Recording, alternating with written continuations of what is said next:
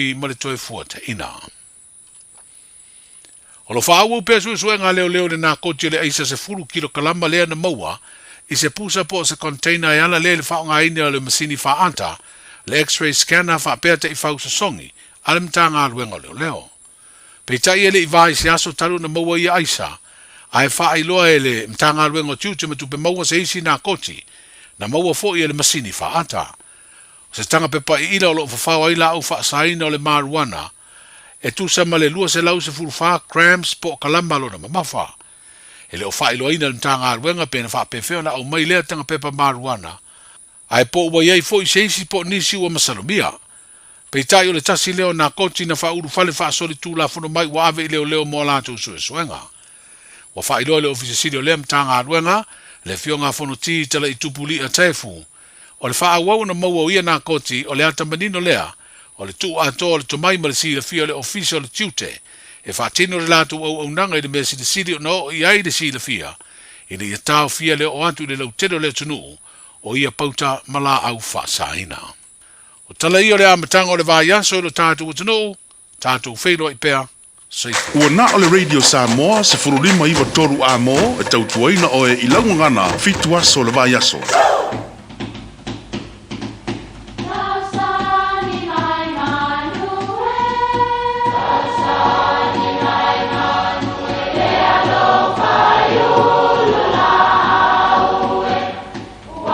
E o whanga manu I ululu o la au, awa e whawhanga I funga o la au. A o le tangata, e whawhanga I upu matala. O le mawhileo o alanga upu mamuanga ngana Samoa maona whaapongai, e a fua I lona si o mianga. O lona lea sao I le whaatufunganga o le iloa whaale aso, mai le tautua se ia o ina pule. O alanga upu mamuanga ngana, ua lantou mamanuina le tō whamanino a Samoa, mana tua fo'i, e tāo fitau muli le atunu. Ua alanga pea wala o le samiloloto. O pea wala, o pea ia e usu mai le tae au pō, ma ua patia patā, ma ua una ina e matangi ma so waile ngā taifana. E mawhai fo'i ona whaao ngai lona I tū fia. Whaafitai o le nei ua alanga fetali ai pea wala o le tae ao e na ua whaafotu mai le aso fau. E mawhai fo'i o na whai se tūlanga whaingatā wāliari mai. O lea sa tātou mamoe mamanu, o le nei wala whai mai I alanga fetali ai o pea wala. Taluaile ai lililo matangi, ma ua sui ai le malu I le sou. Ua alanga pea wala le samiloloto. Manuia lau whaasau. Radio Samoa. Taslima iwa tomu. Ama. Wakarau!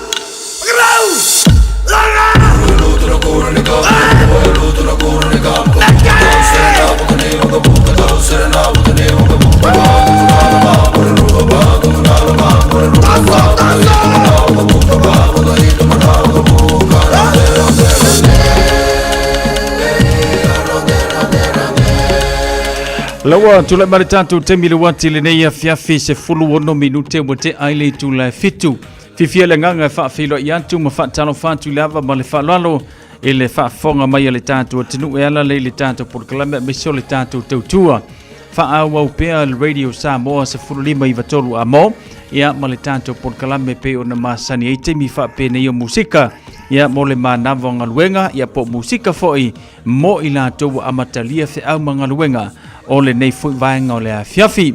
Ia, whaatalo whantua I lewa mal whaalo. Alo malo le ala usu I whiau mga ruenga. I le amatanga o le nei vai aso ilo naso ngā fua leo wa iei tātou. Ia, whaatase fui la mga ruenga masani nei mātua. Ia, le fua te fui mepe o na masani iei tātou o le te pena ina. Ia, o nei whanau, ia, wala ma fui tūlanga le tue amatalia. Ia, ma le tue fui ia tuai o le whanau ia o onga. Pei o na iei le nei fui tausanga. Ia male fa filwa yatu ile to ai tau mai o le tātou tinu fai malanga mai Samoa, Australia, Amerika po fela va se tunu o le nei lalolangi ia wa e fai malanga mai ai e te asia lau fanua au kilani ni usila nei malo le malanga manuia malo fo ile tau atai malo fo lau la ko ile ea malau la ko ile kai yo ya matulanga pe ona yai ta fonga mas ya ai fo fa kwa mo na sia vanua ya sia si mai ai nei ainga ya mai se fo ta fonga pe ona masani ai le amatango le nei tu sanga fa matafia tuai male tutua ya le sunga ya li atawa savea le ulua ia li el Hamilton lavea ya manisio le tutua pe ona yai fo le tao le fana le lase ipa ia mai le nei vanga le fiafi ya male telo mata upu onga pe ona o yeli tantu fasoa ya male fa malam lamaina ina ia malam lama ya manisi lava vaenga pe ona yele fasoa ya male pol kalame pe ona masani ai ile nei fo ia fiafila tu teliu male fionga ya le atawa ile temi masani ile aso atayao ya fatase male tautua se uso ya asiava tuipea atonio tele lopo o to teliu le fainga malanga se uso ya asiava tuipea ya pe ona fai malanga to Samoa inisio fufuanga amaise ya ole mafuanga pe ona yai ya le atinu o Samoa ya male la e ole tatau ole tatu tinu ya wa fa la e nei se uso yo makaukia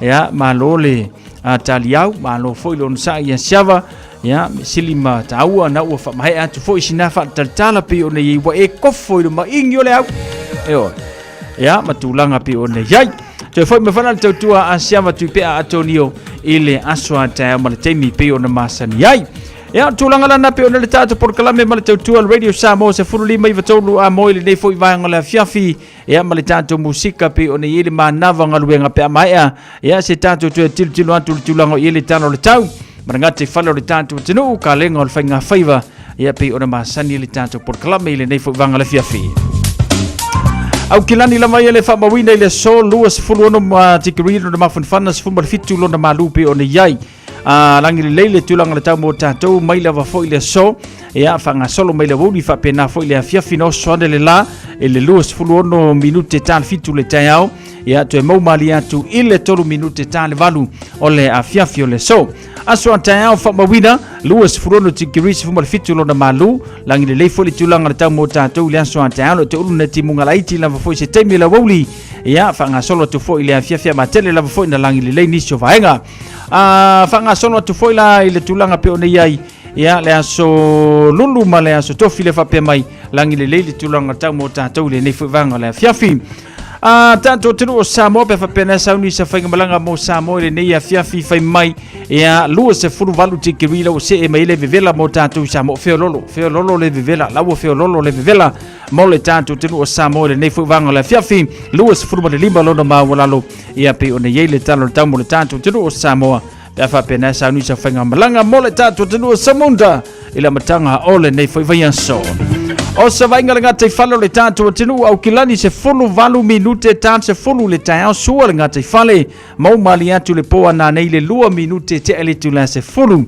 ya fanga solo mai le nga te fale one hanga fa minute te et fulu mali lua ile va veao na pe mai le nga te fale sua ile tu tasil minute tale tasile woli ana lila fanga solo mai i se vainga le nga te falo manu kau hetsa hiva minute te et fulu mali lua ile va veao na fa penao na pe mai le nga te fale lua se fulu valu minute te et fulu mali lua le woli ana lila na tu sua mai le nga te fale mo tatou i manu kau fanga solo mai le nga te fale muri mai pinti le fa bawina tatou le fulu mali lua ile va luanga le po na po na sua mai le nga te fale mo mali atu fulu hiva minute te et fulu mali lua ile a woli o te whano noa e maringi loi mata e wha sile silatu maleita tele marefali tele ia ila tau o lo whapenao na fia o e whango ngota ele tulanga o yele tato ngata i whale le neifo i aso aso nga fuo le so le aise ia aso ata e au wha mai le ofisa wa ai tau le aifo i se ia whanga solo atu i le aso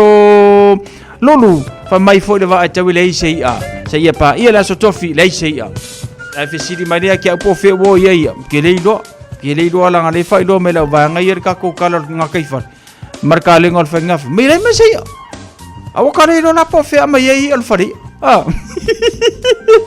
la mel moanga aw ka ko ye fa ngo ko ngo maka fa so sa vi le se me e o se loli o se funga o se sea io se kui o se vanga kungangi le ai ma se me Malonga winga kala faingo fie mo e file mu le fale ele se ka ko wi au maua lawo umai e malo lo le maka fa fao ile tulanga o yai le mana ye tero le tau mo tatou le nei aso ia au le yo atu tatou ile malulu ona nei foi tau sanga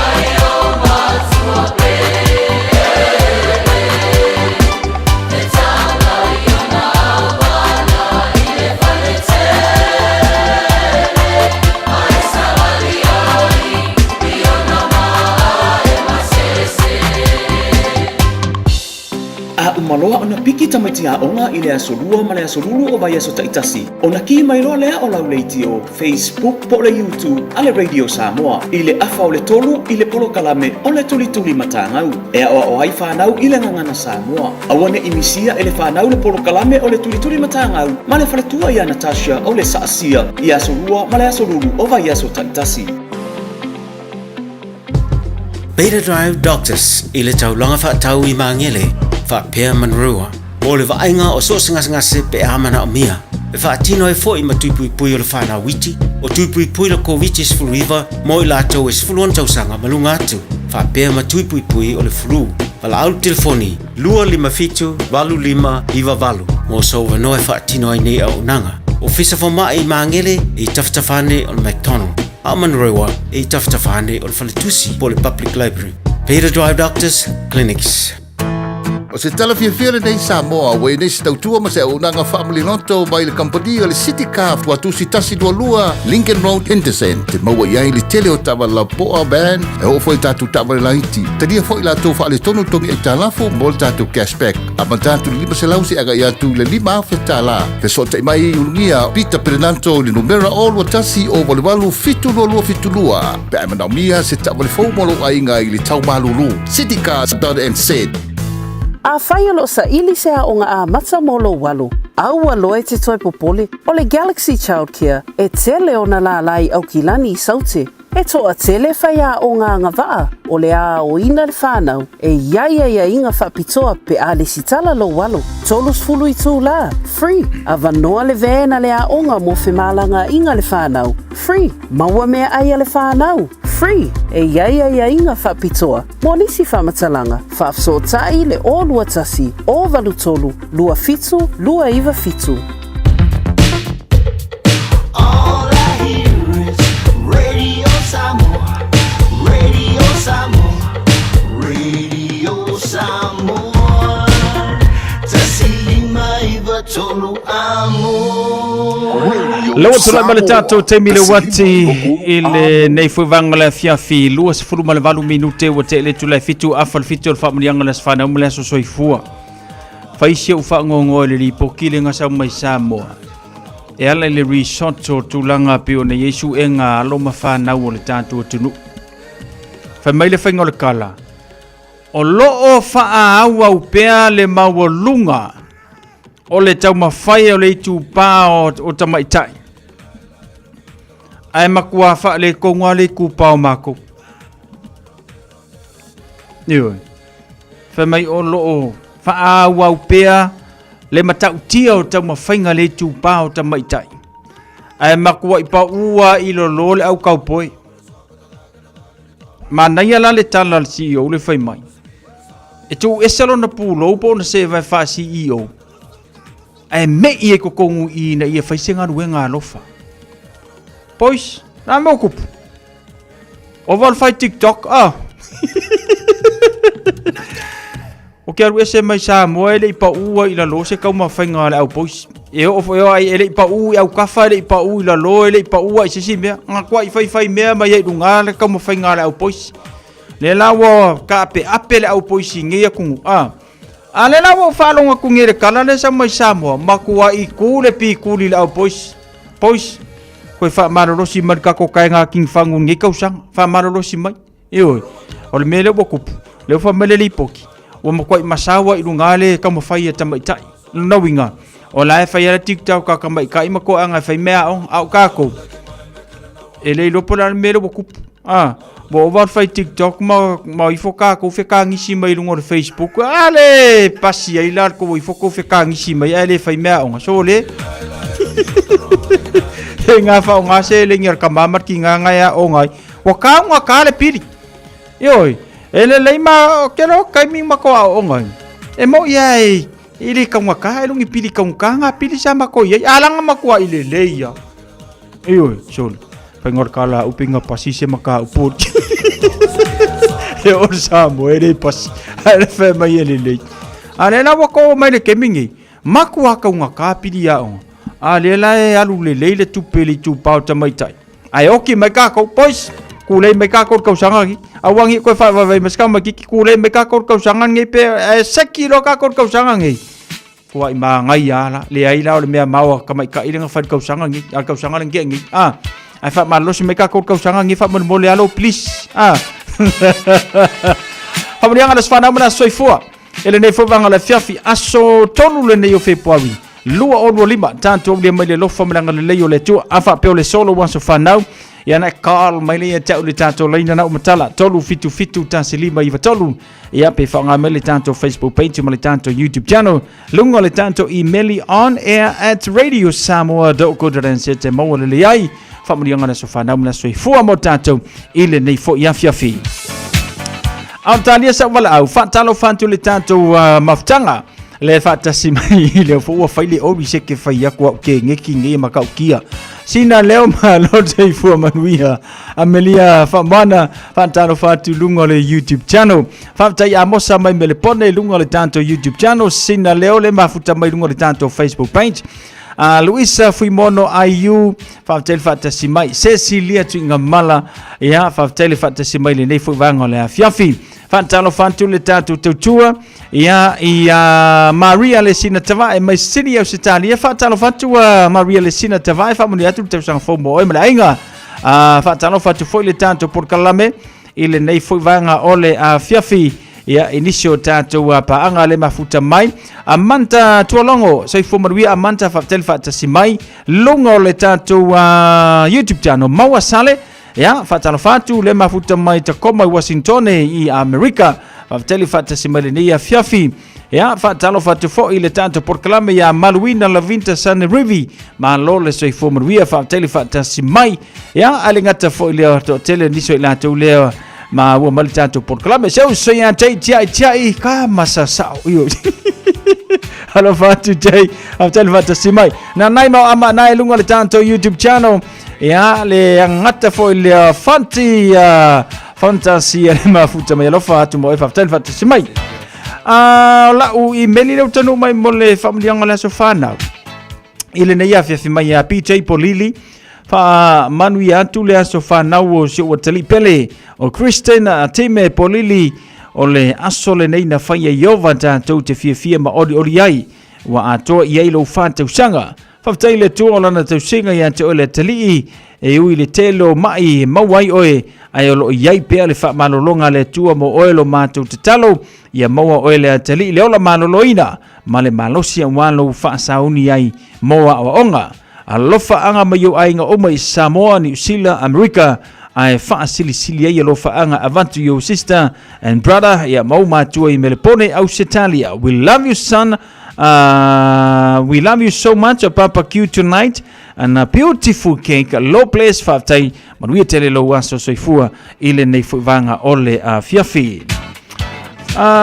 yesi kako aso fanga u fa mole ia le ise aso fanga kilonga pa nga ka ko aso fana ule fa tasimele ne ya o se asa fu fi la towe fa manuia aso fana o melo wo ilo fa pe wo ova ku male limos fu ka usanga wo le fia kalme fa manguia las fanga ya fa pe fo ilanga was fanga ula iti fo ile la iti tausanga ya nga fa manuia mai lo la aso fana uile fa pe le wo lia mai to aso fana o lauta talo ile tua ya ko fa poponi sa se tele mo oto yo mawole manosi ya wa fufuanga pe ona masani ai fatalo fatu se to fine ka ileva ngaru ngekinkiki va ele sanla polo inga tutunoa manuia le tausanga fau wa vai kwa wa kele ai samunta le leitele oi tulanga le leile na faima a sia nei ainga e mese nei matua ya ole tulanga fia fo ile na ya alo fantu mo oi pe fa pe o te tali mai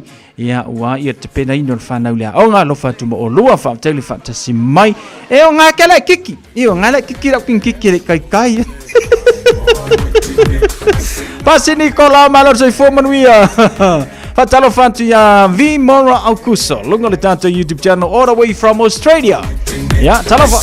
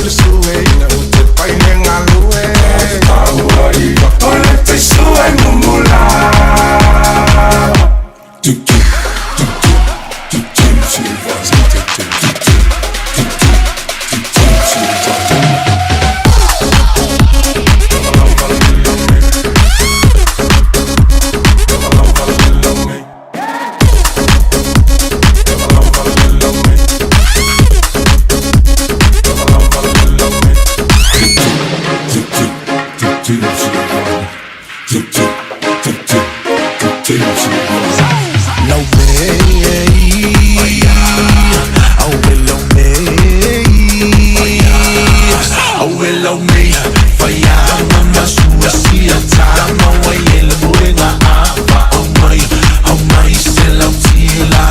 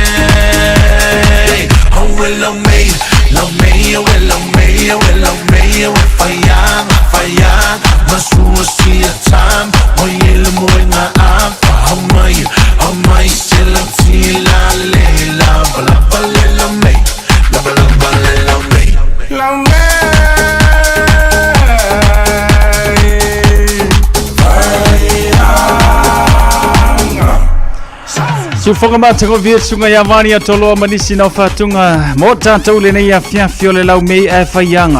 Eoi. Ole mela mo le lau mei e faianga e tuaie na fa susu siana tama.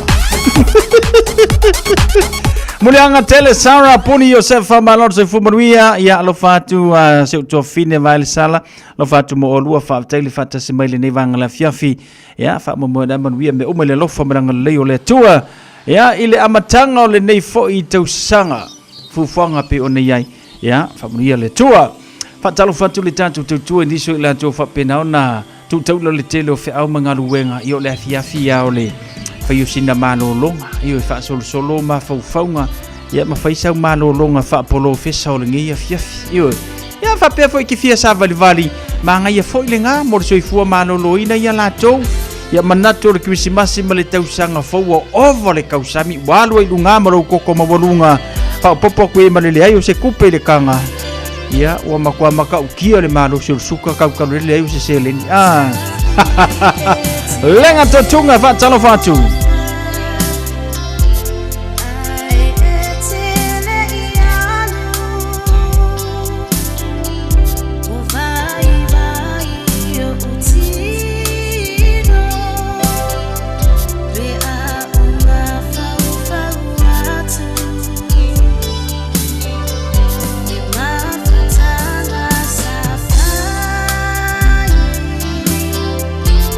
Ia ia sa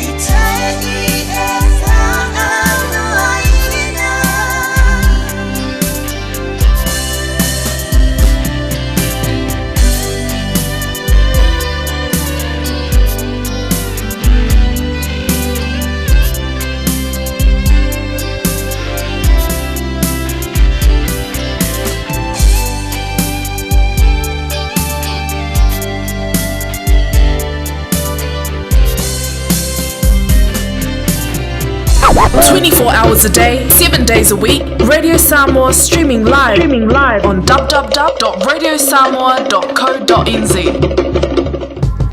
Beta Drive Doctors ile tau longa fa tau I mangele fa pea manrua mo le vainga o so singa se pe amana o mia e fa tino e foi matupui pui o le fana witi o tupui pui le covid is full river mo la tau is full on tau sanga malunga atu fa pea matupui pui o le flu pala au telefoni lua lima fitu valu lima iva valu mo so no e fa tino ai nei au nanga o fisa fo mai mangele I taftafane o McDonald Amanrewa e taftafane o le falitusi po le public library.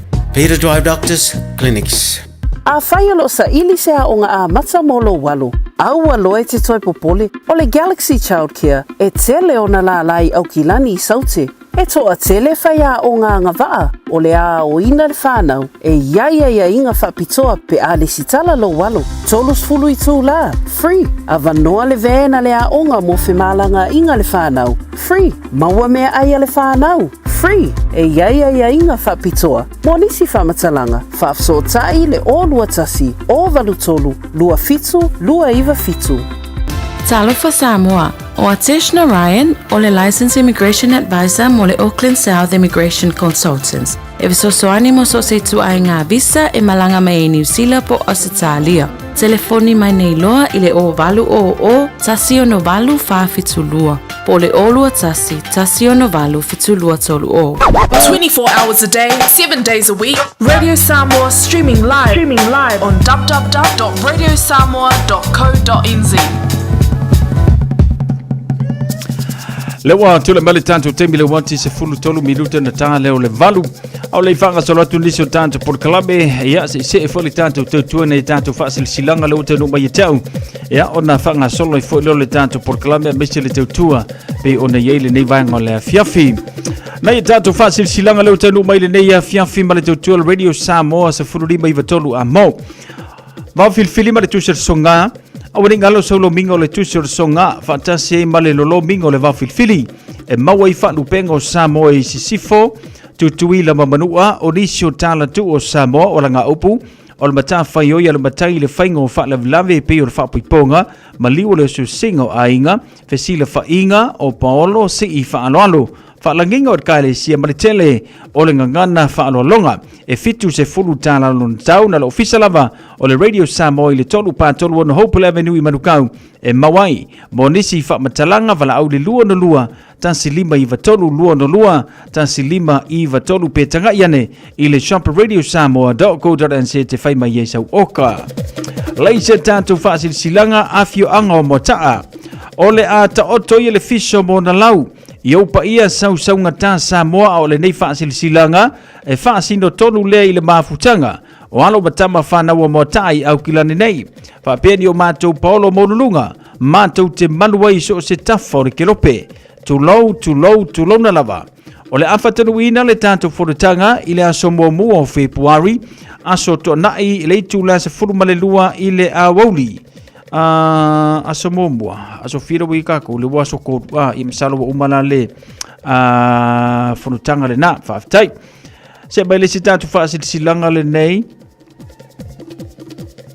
ainga sa lua fau matou te fatulo wantu I lau fafunga anga Samoa tulo na lava ai fasino tonu le nei fasil silanga I alo masulio le ainga sa lua fau I putunu o ta fito mangyangi Mese Paolo mangafa e maluailo matu ainga o loo afifio mapapa a au iau kilani New Zealand. La fai le tato filo inga ile asoto na imo mua Februari 5. Ia wa uma fo ila tato aso mua Februari ya. Ile 5 le fiafi wa uma fo ila tato fa silanga le na. Se melisi tato fa silanga nei. Tamil sanga kirikiti ale te wila lua o lua 5. Kirikiti Samoa ele na o se talonga. Ai ua avelea maawala e wha mausali ai le nofo whiano whani tupulanga Samoa iau kilani nei. O le ala foi leo le tamo foi pea e le wha tama le susunga le wha whiangainga ia e perone futi le teita I fono ia sau sola ta whianga ma le komiti o le APKA e tu wha tasia nei ta mitusanga I tausanga taitasi a wale no nofo whiano whani tupulanga Samoa mai so se mafutanga nuu whape kalesia ese mai se na yuso mai to elau ua awai i le nei tusanga. E vala o tuai le mafutanga ia maau kiti uma ua mai o na whaulu mai ma e fia awai fo i le taabirusanga ale te wila lua o lima. O le awhaia le isia tātou forotanga i le nofanga masani ngati paki o tara i le asolulu aso limo Februari i le afa leono i le afiafi. O le afiafi fo i lea o le afa iloa ai tula fono uma e whao ngā. Ma wha ngata iloa ma au uma e fia awai le nei lava taabirusanga. Whaamole mana tua maila ristala modisi whaafsili whaafsotai ia lilia Nancy Palelei i le olua tasi olua tolu o iwa tasi whaafaiva. Olua tasi olua tolu o iwa tasi whaafaiva po o vui petelo stawa se le olua fitu tolu walu tolu o nono whalua. Olua fitu tolu walu tolu o nono whalua whaafetai sola sau tawhianga. O le te fono Auckland Pacific Cricket Association o lo sainia le tātou whaasilanga le na i le nei fo i vaenga o le a fiafi. Le se tātou whaasilanga le nei. Samoa Marina. Tulona iau pa ia sautua whawhafa Samoa. O pa ia le popo mau pa le solo. O pa ia mai le vavau e o i le vavau nu atu whaatini o tu sala. Ai o le nei whaasilanga whaano lava, ma le anganga mawalano e whaasino tonu lava, mo i lātou, o loo nofo, maselangona pe o loo mautinoa pe tau mateina foi, se whina ngalo, e ei sona pi itanga ma sona sootanga, i le suafa merina i leosa i sale la valu.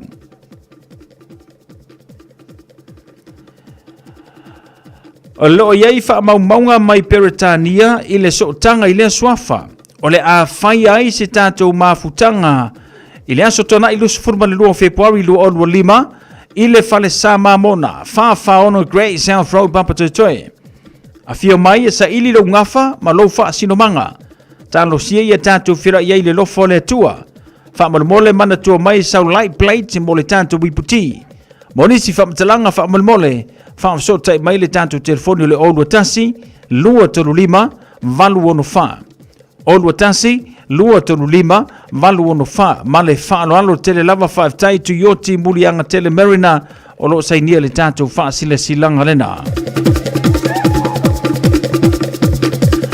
Ia manatuna Paula nana e tātou wha sila silanga le utalu mai e tau le nei whaivanga le fiafi. Ia ma le tautua le Radio Samoa se furulima iwa tolu a mau. Nisi vanga te fia malamlama tile le tātou whaasi silanga na whaio na evala mai le lua no lua tasi lima i vatolu. Lua no lua tasi lima i vatolu. Ia mahatulanga na pe ona iai. Tahiri tu ina whaatalo whatu ma nolo se fumanuia whaatelu whaatasi mai. Ia le ngata fo ilia sina leo se si lia tuinga mala.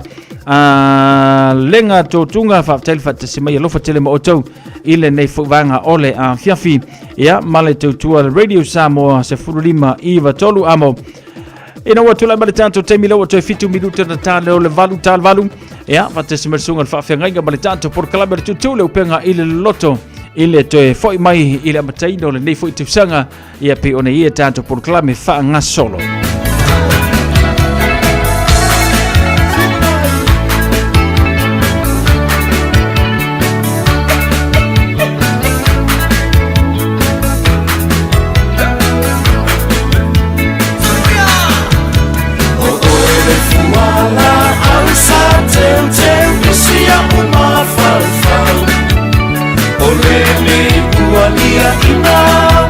Ina uami ole tau e lau.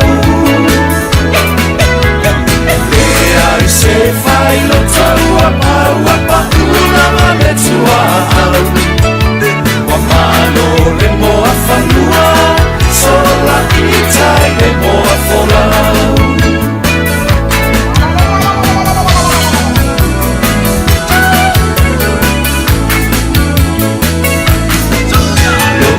Sa tu tala noa sa wha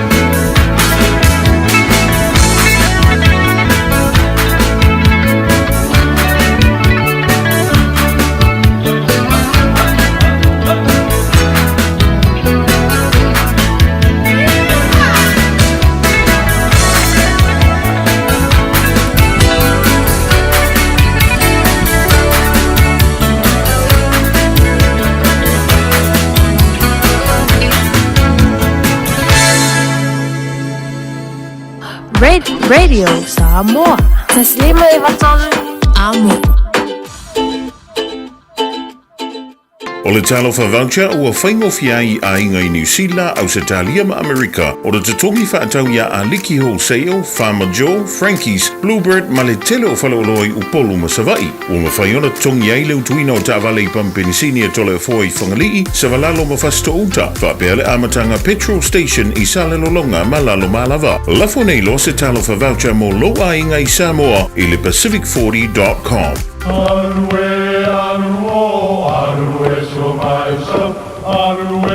O Samoa o le atunu ua mai au na tofi. O le la au ua mai au ngā tātulanga e le to e tau au whangaina.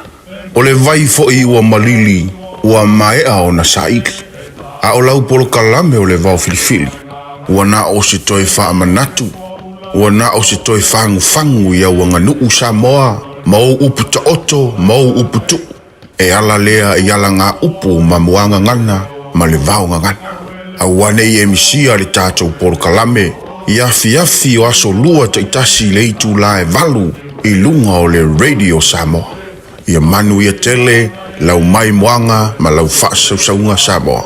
A whaialo sa ili sea o ngā a mata molo walu. Aua loe te toi popole o le Galaxy Child Care e tele o na la lai au kilani I saute. E toa tele whaia o ngā ngawaa o le a o ina le whanau e ia inga whapitoa pe a le sitala lo walo. Tolus fulu I tū la, free. A vanoa le vena le a onga mo whemalanga inga le whanau, free. Maua mea aia le whanau, free. E ia inga whapitoa. Mo nisi whamatalanga, whafso tai le o lua tasi, o valu tolu, lua fitu, lua iwa fitu. Jana whanawha tia roa, ua te talaina neile o unanga e veni, mo whaatangwa I au kilani New Zealand. Numero tasi John Coulter Drive, I le Auckland Airport Shopping Centre. Tau whatapatonu lava le warehouse ma le countdown. Lau pale o fulau I loa le e veni, Auckland Airport Shopping Centre. Talo fa Samoa, wa ule nei o kasu ti alu, a wale suia le ngila wa le kio. A eva mai I le se furu lima iwa kolu, a mo, Radio Samoa, vevela a. Lewa tula mali tantu temi le wanti le nevang la fiafi wa tato nu le tula valu ya ma wa tanu me fo le tantu por kalame le tu matalia ya pe yo na tu ua mai le tantu por kalame le tu le upenga I le loto ya ye tantu le Christmasi ma le tau sang fo ya a me se fo le matanga o ne tu sanga via le lofa melanga le leo le tu alo ai tu fo sulu tino ya na ona fa fa ngainga pasta poni fonti ya fa te se fo ma le tantu ma lo le fo ye le sunga le li fa fa ngainga pasta ma pusanga paila ya ma le tantu por kalame ole tu le upenga I le loto I le taimi mo muo le nei fo tu sanga malona toe amata ino melea usi mai fa fonga sa poponga le tantu por kalame le taimi o filfilinga I le nei afia.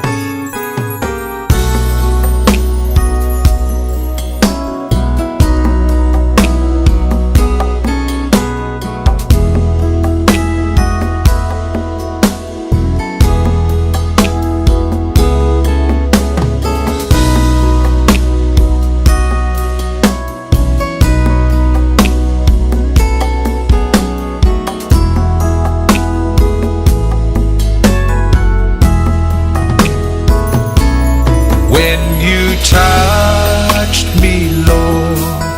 You lifted me up from valleys,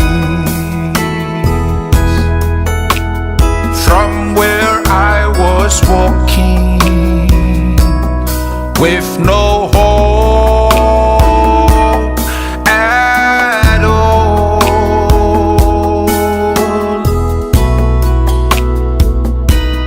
When you touch me, Lord, you healed my soul from sin. Thank you, Jesus, for your precious love for me.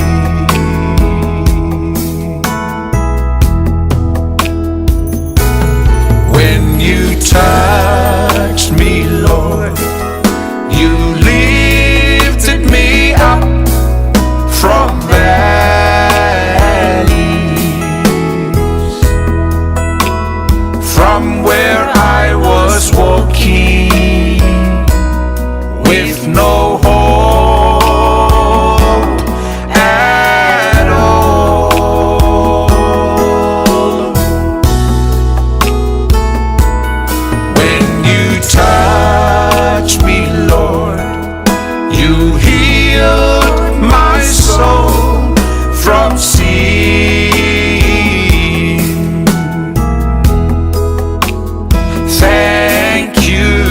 Jesus, for your precious love for me.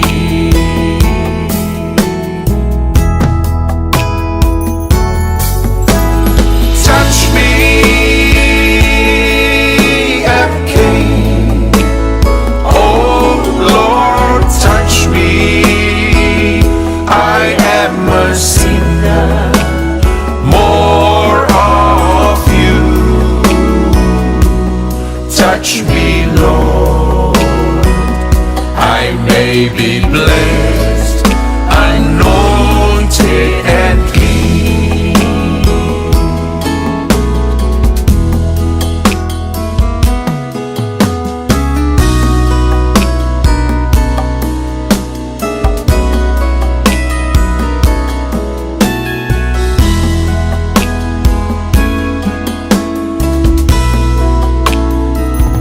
Ina ua e pa i mai, ma ave ese mai au mai valu.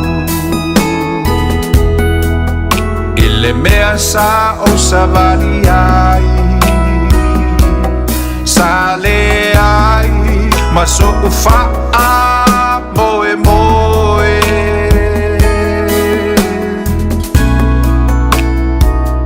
Ina ua e pa i mai, na malolo ai, lo ua nganga. Yesu faafetai, i loa lofa ua o wolai.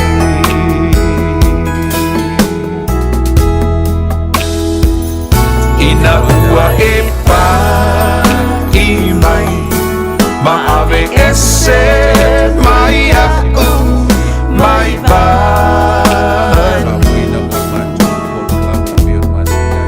Ile mea sa o sato te whafte atu le tuai lo whamaoni, lo le lei, ma lo alofa matalasi. A mateina fo le nei tau sanga le tua i lau te inga ia i mātou. Kalo mātou whainga malanga wā mata. A mātou tū ma tepa le tua i le. Mātou tio lo walofa ma lo wanga le le ngata o le tau sanga ma vai atu. A waso malo lo na mātou whainga iai. A mateina fo le nei tau sanga le manuia. Mātou te vi ia la walo swafa lo mātou tua vi ia oe whapleina oe le vi inga e whawawau. Whaptai me uma, whaptai au whaamianga, le tino i le nganga. Whaptai manuia, whaptai meo e whaia mo i mātou o lau whanau. Vi ia lau swafa e whawawau. Awa e le mwhaia mātou upo na whamitala le tua le maua lunga o lau le lei ma lau alofa. Vi ia oe e whawawau te maa. Mātou, o mai fo le fiafi le tua e whaia mwhatau ina le mātou au nanga ia te oe. E mātou te le i o atu fo le whanua ma le suoto sina mau penga. E mo lava no mātou a whiatu i atu oe le tua e walawina oe te whatasi mai ale lo nganga. Lo nganga ina i angi mai e pe o le matangi e whasafu atu le whanua. Whasusuina ai le tua o le whatu. O loto manganga o le ele le tua e tāpena ma suoto sina ina. Loto ma finangalo o lau whanau. Mai mātou uma o le a mātou whalongolongo la upu. Fatasi mai ma e whau i mea uma a mateina lo nganga. Whai wina lava ia te oe mea uma. Fo i mele whatau waa ia i mātou ni au auna i whatau waa. A ia tui nātu pe ia te oe, o le vi inga o le whamanu, ma le whaane tanga. Tui nātu o tangata le nei po, sangisangi mai fo i o, na i o tangata mai se lava le tua o paanga le nei po le klame. A mateina le mātou po le klame po le mātou mawtanga le nei te usanga. Te talo mtui nātu ia te oe, se e whaamanuia i lātou. E ala i le lātou whalongolongo, mai se fo le lātou sa ili ia te oe. Fi einu ma le fia ai ia te oe o fionga pa ia. Vela upu le nei po se whaamnianga lea, mo i mātou uma, mai se lava le mamalu o si o mātou tunu. Uso matua whaafine ia te oe ke riso, le a mātou mafuta. Au i ma ua au auna, au le whaalongolongo lau whanau. Whaamanuia le mātou ngā luenga le leipo. Iei ulama me uma. Ia tu maupe ia tu elevi inga o le whaamanu ma le whaanitanga nei o se uma. E o tu lava le whaamavau. Amene ma amene. Ia, me fo nei teimi, lei fo iawa no maulunga, no mātango fie, whaatalofa atua i la silasi o si o tātou atu no pele Samoa i ona tūlanga whalupe, tūlanga maululunga, amata mai lawa fo i maunga te tele se ia pa ia maunga iti, whaatalofa atua i la silasi o si o tātou atu no pele Samoa. Ia whaatalofa whaapitoa atu fo i au na pa ia le tua i sunga i whawhengainga mo la atu whalitua i so sto vine. Ia olo mwhai fōna mafuta mai le fiafil tātou Paul Klamele nei, e le ngata fo i lea. Ia o tupu mai e fo i o si o tātou tunu, ta mama tina uso mtua whawhine ia Keriso. Ia le ngata fo i lea. Ia o le autala wau ma nai a tātou whanau. E o atu iai le wha tālofa le nei e fiafi al tātou Paul Klamele nei. O le tutu le upenga i le loloto.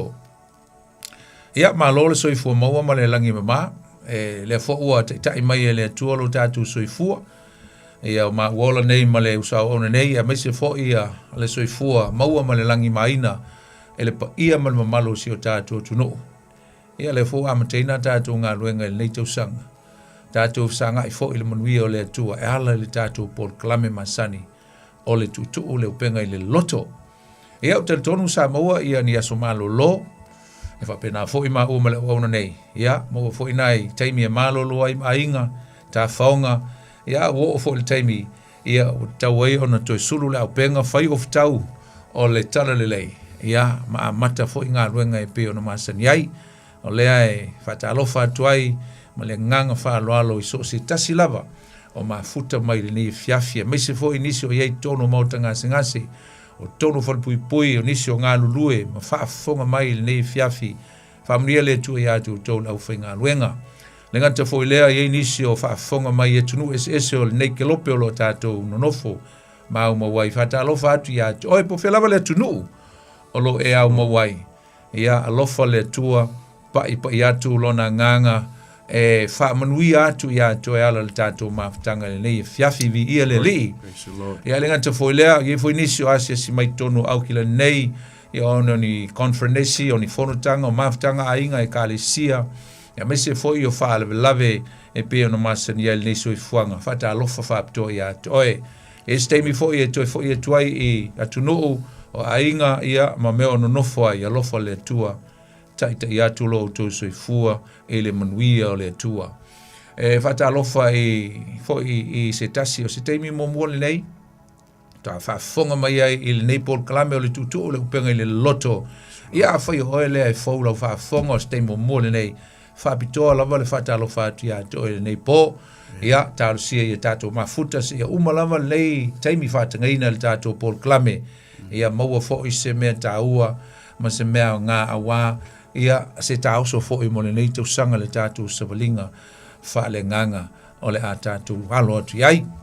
Ia e whatalofa whaapitoa fo i le sunga ia saure nei fiafi, ma to e mafuta fo i mole wauna, ia whatalofa atu sau whamnia le tua, ia toe masio wa inga. Ia le ngata fo i lea, ia mafuta i nei fiafi mole wauna le tua, o le sunga ia maapsanga paila. Ia e mai le kale sia le Harbour Praise, Pentecoso i manureua. Ia, le fiafi ma le whalo lava. Whatalofa atu lau sunga ma, sanga ma lolo so i fo maua ma le langi ma. Langi ma tafi lau sunga tai, le ngata fo i leo le sunga ia sau le neia fiafi. Leo tato lupe sa anga le neia fiafi le alofa ma le anga le leo le tua. Whatalofa ua lofa atu, lau sunga tamatai tai. Talofa sa mola tunu pele. Mai lava e mata whanua sa yo isi ua whanua. Le nganga i tumu i whaaloalo, le nganga i tumu i loto maa walalo whaatalofa atu, au alofa atu. Whea lava vaenga le koilope o lo e au mawai ma esa ili malo ai. Whaatalofa atu ia te oi le suafa manu malo Yesu le Nazareta. Ia whamanuia le tua le nea fiafi. I la whaalongolongo. I rona whetalai mai. Ia whaamawalunga alo na vi inga i me umata tau te whaia. A e ngā tia le whaatawa. Amen. Ngā ngai tumu i whaaloalo. Ja. sunga foi ama sanga ia te loa ole ama se lua tu lava ele nei foi o nanga se vang na fo ua to ngiel foi fau nei ia na usau foi le na wa we foi tato ma tanga se ava no le foi le ia tu mai ele tau foi ia ole fa fenga nei o se tasi fo la se ma tu ma tanga e au kila nei ia ngā lue ma ia telefoni meta we mo ai nei ma tanga ma sang praise the Lord moli fa maoni ia ia le tua amen nei fiafi ia te losa mo ele malo le tunu ia ni fa ngā malo longa manui mai ainga o le matango fio le tau nei ia tatu o kilani ia te le lopo a mai ia le tau foi ele no fang foi po le tunu o lo e au ma wai pe fa fonga mai e se sia tunu e se atu nei i New Zealand ia misi lava nei o kilani mamsang se le ma nei o le tau wa tola vole luva ia so te lo le lava la ta to be vela foi ia a te lo ele mfaina le tai fa tu sei ne be vela le ta ua mai Australia le ngata foi le ia o Samoa ia ai fa tai o le lava mo e ta to le vela ia lo mo foi le malu na wa lava foi ta fonga ma nei vai tau a mamsang moni fa maon la sunga pasta poni vi le tua ma tango fiele tau nei vai tau ta to te yai pa lava lon fa no anga so no sa ile ni io ile ni al nei vai aso ia ata tonu io le ama wole ia fa le nganga le nei fiaf ta fa so fo ia nana wa o e fo ia upenga fo ia ofe umi ia masangi o mo paro inga ala sunga mamsa ya sa aile ainga le ia le vale fo fa fonga le tu na se faiva le ai toma fa malulu atu ia o tele na te ofe o peteru ia o se ato la nga ofe peteru ia ato no eche aso fa e sa no mai la isa o tele ia te tala lo ofe peteru o sta ia Yesu amen la sol ne o la foi te ngata ia le fo na ti te feo ai te le titi a vi le tua o le fiafi ile malu le sio tatu tu no e mesi la volta tu ma tanga o le tatu mata upu le tatu tel no le fiafi o le loto fa mangalo amen forgiveness heart ia mauti lo se mata upu esele ta o tele e tu tonu le fiongo pa ia le tua bene o le lo loto o le tahua e lenga tailea o le matango fie o le nei mata upu e winga i le loto fa mangalo very powerful teaching forgiveness amen pe ona ye tu tonu le fiongo pa ia le tua ia le tahua o le upu le nei o le loto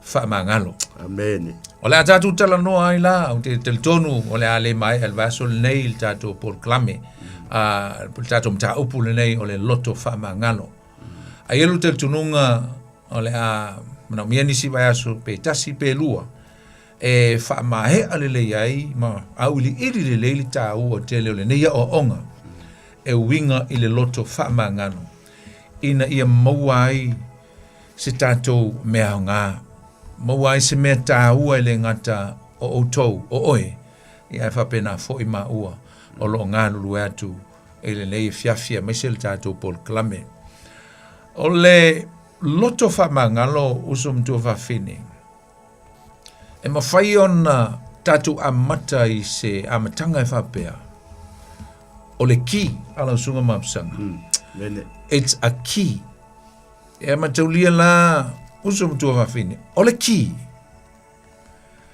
pa wala me whai le ki o le tatala ma le loka. That's the only purpose of a key is to lock and to unlock. Amen. Ita talai ai loka i fo se mea. Amen. O le loto wha mangalo la. Po le upu le wha mangalo. O le atato mo tato wa ai ai lona whaonga ina le nei. O le ki. A le fisili le nei fiafi. O le ki la i lea. A key for what? O le ki mo lea. Tolu ni meta ua le atatu a matai as an introduction. I'm going to give you 3 elements of how we are going to use this key Not only to unlocked, but to locked. Amen. O le memo mua uso mtua mafine ele upule nei o le whamangalo o le ki e toe tatala ai le loka e whaasa o loto i nai lo uso mai i lo whaafale pui puina. Amen. It is to unlocked and set free your brother. Amen. That you have been bound or locked him in your environment. Al memo mole na, alono winga la. A fai ai ma fai on whaongare ki lea ua te talai lo uso. Sa loka pe sa e whaafale pui puina. Ona maua leo le mea e tau o le amamsanga. O le new relationship. Amen. But what to renew the relationship. Sa leanga. Amen. Sa yele feita ngai. Amen. Sa yele ino. There was a spirit of bitterness, unforgiveness, Amen. resentment. You were locked. Sa loka le lua mafutanga maristangata. Amen. Ai ona la le ua e whaunga ina le ki lea wa mai e le tua ia joe. O le mea le atupu. E te tala ai la le mea lea. Amen. O le ai e whaasa o loto ai lo uso sa whale pui pui lo si o manga. Amen. Renew your relationship with your brother or with your sister. The second element, o le melo na lua. O le loto wha mangalo. E toe te talaina ai le loka o le wha manga longa ma wha manuianga a le atua i a te oe. Bene. It is to unlock the forgiveness and the blessings of God upon you. Amen. I a te oe mau. A wa a whai ta te le wha manga lostangata. O nai loka. Loka lea. Wa e nofua oe matu e loka le wha manga longa le atua i a te oe. Amen. A loka la wha amnianga le atua i a te oe. Wa loka fo i ma wha amanianga. Aisea. Tātou te o atu le whaitau ngol tusi le Mateo sful maltasi e ngata fo leo le Mateo e lima le a ili ai a whamai. A whai fo i tau te le wha maangalu i nātu ia i lātou. E le wha maangalu i na fo i outou. E lo outou ta mā o le langi. Amen. You see, it's a key. O le taimi e te itai ma e ino ma e le wha maangalu le stangata. Amen. O na ua loka e o e manuia o le atua. Ai le ngata i lea. A whai e le wha maangalu le tangata i e le stangata. For example, o sungo mapsa. A o le wha maangalu ina oi. O le wha maangalu ina o le atua. Amen. O lona winga. O le se wha maangalu nga moa. There was no forgiveness of God. I locked it. Wo poloka ina le wha maangalu le atua i a tau. Winga a whaia o ngsala a waru le atua. O tfaitu le atua. Please, God, forgive me. A lai vai mai le atua o te leo wha maangalu oi. O te whiu a lai whai le atua. Nang lai wha mai Ioane, momoli Ioane, mtau momolo, isi whai upu ina mtau momo whaia. Wha whea, ona e whai mai e te alofa i le atua, a e te ita i lo uso. Amen. Na mai o le pepelo lea. It is a lie. If you say that you love your brother, you love God, but you hate your brother. Wha mai leo le atua. La me le ta tia ai. Ia le taulanga. I lunga o le whatawhai taulanga. Momori ane wha, whai pe lusu. Yeah. A e alu. E wha le lei malousu. Amen. Ringa loka i mea uma ia. Loka le wha maanga longa le tua. A po loka la le wha amnianga le tua. Wa po loka fo ila wha amnianga mo e. A po loka le wha maanga longa le tua. Ia te oe ma. Wa po loka wha amnianga le tua. O le tu ise mea. It means that you not only are going to lose the blessings from God, but also you are going to lose your salvation. Because ale fa mangalo le tuol tangat. Alono winga. We have no hope. Nang ule fa mangalo ta tuol le tuol, but it is very simple. Aisa. Fa yo ale fa mangalo le tuol taita. Alono winga la ta tele fa mangalo le tangat.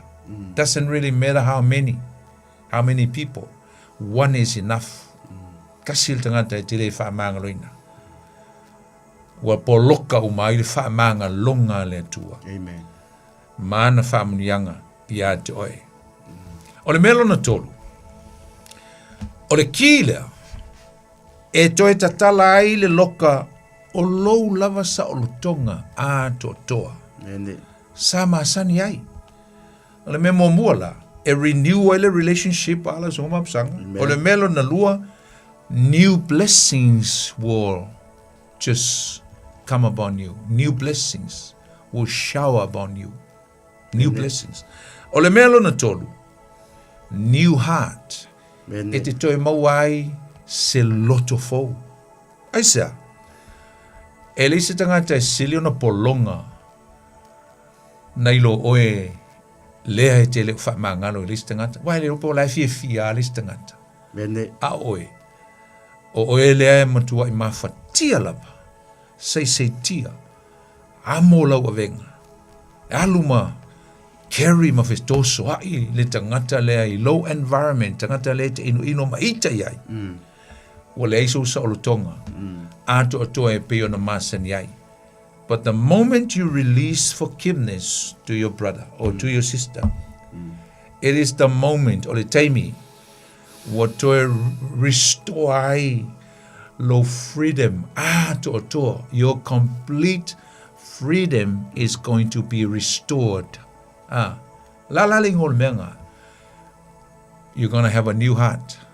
La moa se loto fo. Loto via. Loto sa loto. New heart. E toe a matai le lua maftanga mali tangata. La fai atu ia na ia a ui e tolu ali ima psanga ona fai melo sau nanga ia pe fai tau mai vole tatu si na le ma rekoef. Sultasi fai pe lusu ma le lima ma lusu ma le ono e a matai ta po klame. Ai ole e tolu a u. Ole leta vi. O oe lea i lalo le si ua le vi, le leta vi. Le leta vi. O le memo mua lava e te tau ona fai e le tangata. E te tau ona faa maa ngalo atu o ia i leisi tangata. Faa maa ngalo ea uma pusanga le lunga i le pito le vi, lunga le pito i lunga. E faa maa ngalo ea uma pusanga, lona winga, wahalu le au pito i lunga ama pusanga. Ale alu le au le pito i lunga e wha mangalo le tangata le ti e mai i le vai le vi i le pito i lunga. E le mo fai ona sau i le vi mai lunga po le atua le ti e mai i le si pito le vi i lunga. E le mo fai ona sau i a te au le manui o le atua po le wha manga longa a le atua. A ho'ola o le ero lona toru la zonga msanga. A ho'ola ina wha maa ngalo e te italis tangata, to e wha maa ngalo e le tua i hao. Amen. O le meo tupu, e eila le au lona toru, o le au la le na, e lua na pito, it's a two-way arrow.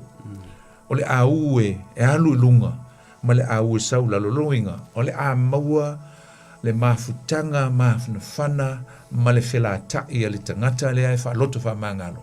Ma le tua. Lo inga tasi le arrow i u te wha mangalo le tangata. Tasi le arrow i u wha mangalo te ite le tua. Ili taimi te wha mangalo le tangata le sa ino iai. A saula le manuia le arrow lea le tua ia te ita. O na wha pepe lo leo le arrow lea. O le arrow lon tolu lea luo ngai tu mai. Lo inga it's a two-way relationship. It's a e luatu te ita, ai saule atu, lo ringa, ua maua te ita se mafutanga, mātanga o fie ma le tua, ina ua ta wha maa ngalo atu, i se tangata, sa ta ino iai. Nau zonga mapsa, me bisa usau nanga ia na, whai tau mai lero ta mareko sumatasi. matango fia le mata upu tamali ne fiafi. O se mata upu e sili o na taua i le olanga fa ke usiano. Pe fo i ona tala e au afa o le tama. Ai mana ia fo i ia mea e tolu o umo na fa atatia e lausa i li linga. E ala li polkalame ni ne fiafi. New relationship. Renew your relationship. New blessings. Shower with new blessings. Mali new heart. O se tala foi lea Pastor Poni e pia tatai ai le mafafau ma le loto. A fai e se isi se mea tu ngā ia ta ita o le faife au i lo ta ainga. Ai me se a le whanau. Pe ye se me tupu i lo ta ainga. O le a se te le, po le a se vave, e mawhai e ona o ta wha ngalo. Ai me se a tu langa i whanau. Po le vave. Po le vave. Po le a se vave. You know e mo i lava i o tātou tau ainga. Ai atu tupu mea na ia tātou whanau. Pe ye se mea tupu na ia tātou whanau.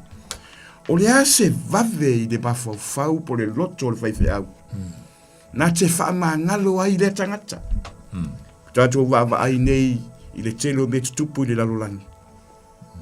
I pau ia o lesi mea whainga tā i o na avi e se wha mangalonga. Tūlanga o mea matu ia. Mea matu ia o le ola. A tātou wawa ai fo i le tū ma le anga wha Samoa. Wa lava le i fonga i whai pe o inai ngalo ai se tangata. Le i fonga. Le i fonga fo i lea. A o se mea e sili o na matu ia. Se mea pe ua maliu se isi se mea wha pena. Ai o le mana ia i o le mata up. Mana ia tele li ne fiafi. Wha manuia mea le loto. Wha matani wha manuia mea le loto. E ngai te tau ono o tātou maua le loto wha mangalo. Le la whai tau atu tau whai up. Pe o na e sau no. Ma reko suta si anon whai koe lua lima ma lua ono wha mole sa. A o tau tutu ma te talo. Ai se mea tō te tinga ai se tasi. Ia o tau wha mangaloina. Ina ia wha mangaloina foi e lo o tau tamau i le langi. A o tau anga sala. A whai foi tō te le wha mangaloina. E le wha mangaloina e lo o tau tamau i le langi. A o tau anga sala. Pia le tua. Mele. Te alo le teimi na tuu ai e le tua e lo loto e te tauna tala noa le matau pulea pasta. O whalongolongo le fono. E se tātou ka peneta i Samoa i le asona. Whai e whatu e senga, whatu e se lesi. That was a beautiful sight. Amen. It's good to hear, you know, the MPs or whai pule. Whatu e se lesi. Whatu e se lesi. No whapele lo mawa whau. Se ese le mana ia o le te whalongo ato. Whatu ese mai tangata i te ia malo a miso tangata i lunga ka peneta. Tangata mauro lunga. Ai ei malisi fisili na sauro loto. A o moni nei whatu ese nga. Wa whalongo whamangalo atu ia te oe. Upulea. Ia wa whamangalo atu ia te oe. E pia palasi mai se mea ma mawhai lo loto. Tala noa le mata upulea. Mo si o tātua tunu. Hallelujah. Glory, hallelujah. Pe moni le tautala o le tangata i le whamangalo. Ai po moni mai le loto. Amen. Lofa yatu, wa o whamangalo yatu ai. I forgive you. Is that from the heart? Or is that just a saying for the sake of people that are watching and for le tangata o mai mo. Longo le lei i le whalong. E se le tā ua. A o le maula le ala zongo mapsa. O mata i le fono le naso. E mai le tu le maulea. O le maulea. Te lo le ima se fai pule i si o tātou mā lo. E le alu le lotu, e le alu se lotu. Tātou uma. E o le lotu. A tātou tala no le mene o le lotu whamangalo tātou i o le lotu. O moni lu tātou whamangalo. Lave ai tā ua, lave ai tangata uma lava o le lotu. I'm talking about church goers, those who are attending churches. ai sia fa lo fo le sunga ma sangai la tava vai fo I vai nga selima le maule na fe te wina Amen. o le memo mo o lo ye tu tonu le maule o le tangata ta pua I le sa no ye Yesu fa mai a o to tu matatalo ele o fai Yesu ni tangata fa pau o le fai tangata e te tonu le tua Amen. na fai ona so tangata wa o wina lo ringa o tangata ha fai ava il to sulu le kalesia le Yesu Amen. ale uti tala no atu ya tatu te o le lotu tu ye tangata le o se lotu a tatu ye to anga te le o le lotu fa mele me momo a o to tu matatalo o lo sa no Yesu ya te le te alu le lotu le te fai au la sunga ma sa Amen. tato uma ye o le lotu fa longo la le melo na lua o le melo na lua o le fa fita uli o le tangata ta poi o le fa fita uli fa mai upunga so ai se mea tau te tinga ai I se tasi lango to tele o tangata e o le lotu e tu tu ma ta poi I la loifo le pule laa po le fata faita ulanga I tasi a o lai matua ino ale silis a lai matua le fa mangalo ale silis Amen. Amen. Amen. Amen asa. Amen. Te lo fa tu la ya Samoa. Fe pe an fa pe ni scan fo I I scan e ta tu o tu tono lotu e wele le mo fe a Aole na te lo o le fa fita uli lea this is a hidden problem mo le bitterness o le lotoita I tu tonu o loto o tangata lo lotu Amen. a ele o a fai foi tele uite list tangata la ta po e mai lisi pito to forsa ia po se sila ka po I si uso la ta po I lisi e kalesia fa mai a o to tu mo tatalo la ma fita uli la melo na lua o le fa fita uli o le tangata ta po ai o le loto tinga I le tasi o le loto tinga me ko le resentment loto mataua loto tinga o le loto tinga matua matau tia te ita te tinga matua mo le ita lo so mamsang e ma faina liu ino le mo le ita Amen. Resentment can become hatred ino Amen. o le melo na tolu la na I tu tonu ala fai upulea o le mea e te tau o na fai e le tangata ta puai lea e le fafi tau li lea o lea o upuanga so mai fa mai ia o tou fa ma ngalo ina fa ma ngalo atu amen melon tolu na lal melon fa na what define mai ngau fa ma lama mai na Yesu le mea e te tau na mau le tangata na te whaia le mea leo le wha mangalo lesi o lal melo na wha o le unga le lei o le tangata tā puai ai loto wha mangalo ma kauria o le tangata puai ale tau tal no ai o au tangata puai o lale unga le lei o le tangata tā puai ai o na maua le ki le ana tātou amata mai o le loto wha mangalo ana e sawina wha mai ina ia wha mangalo ina e lo o tauta ma o le langi a o tau ngasala. So that your Father in heaven will forgive your sins and my sins. Amen. Malemelo na limala o le unga leanga o le tangata e le loto wha mangalo. Aisa, whamaili whai unga o le whai upu a whai foila e te tūma, e te taloma, e vivi ma, e tā pua I le tua, ai te le loto wha mangalo. Whamai e le wha mangalo ina e lo o tauta ma o le langi o awanga sala. Amen. Ma awanga sala. Sorry, it's not our word. E le o se upua ma ua malwhewhau. O le upu o le tua. O le upu Yesu. Lord. It's very, very clear. Simple. Pengo fia le meo lo au mai e Yesu. Le au onga e winga le tāua tele o le nei mea. O le loto whaamanga lo sunga maapsanga. It's very powerful. Very powerful word. Very powerful word. O le, le whaitau mai la whaamolmole e le mātaio e ono a o lona fai upo se fulu ma le fa mole sang Mata yo no. Fai upo se ma le fa. Praise the Lord. A wā a whai to te whaamangaloina atu tangata i a la tauanga sala. E whaamangaloina fo i e lo o tau tamao i le langi. Ai a whai to te le whaamangaloina atu tangata i a la tauanga sala. E le whaamangaloina fo i e lo o tau tamao a o tauanga sala. That's a confirmation of what I just read. Nai toi au mai e fo i le tusi leo lo o mei sul te talo i ono so. Le tahua te leo le loto wha mangalo. Ai se o whai tawina la le mata upu lima ma psanga lo no whai upu e lusu man wha. E se fo le mana ia o le u leo. O le na fo i upu.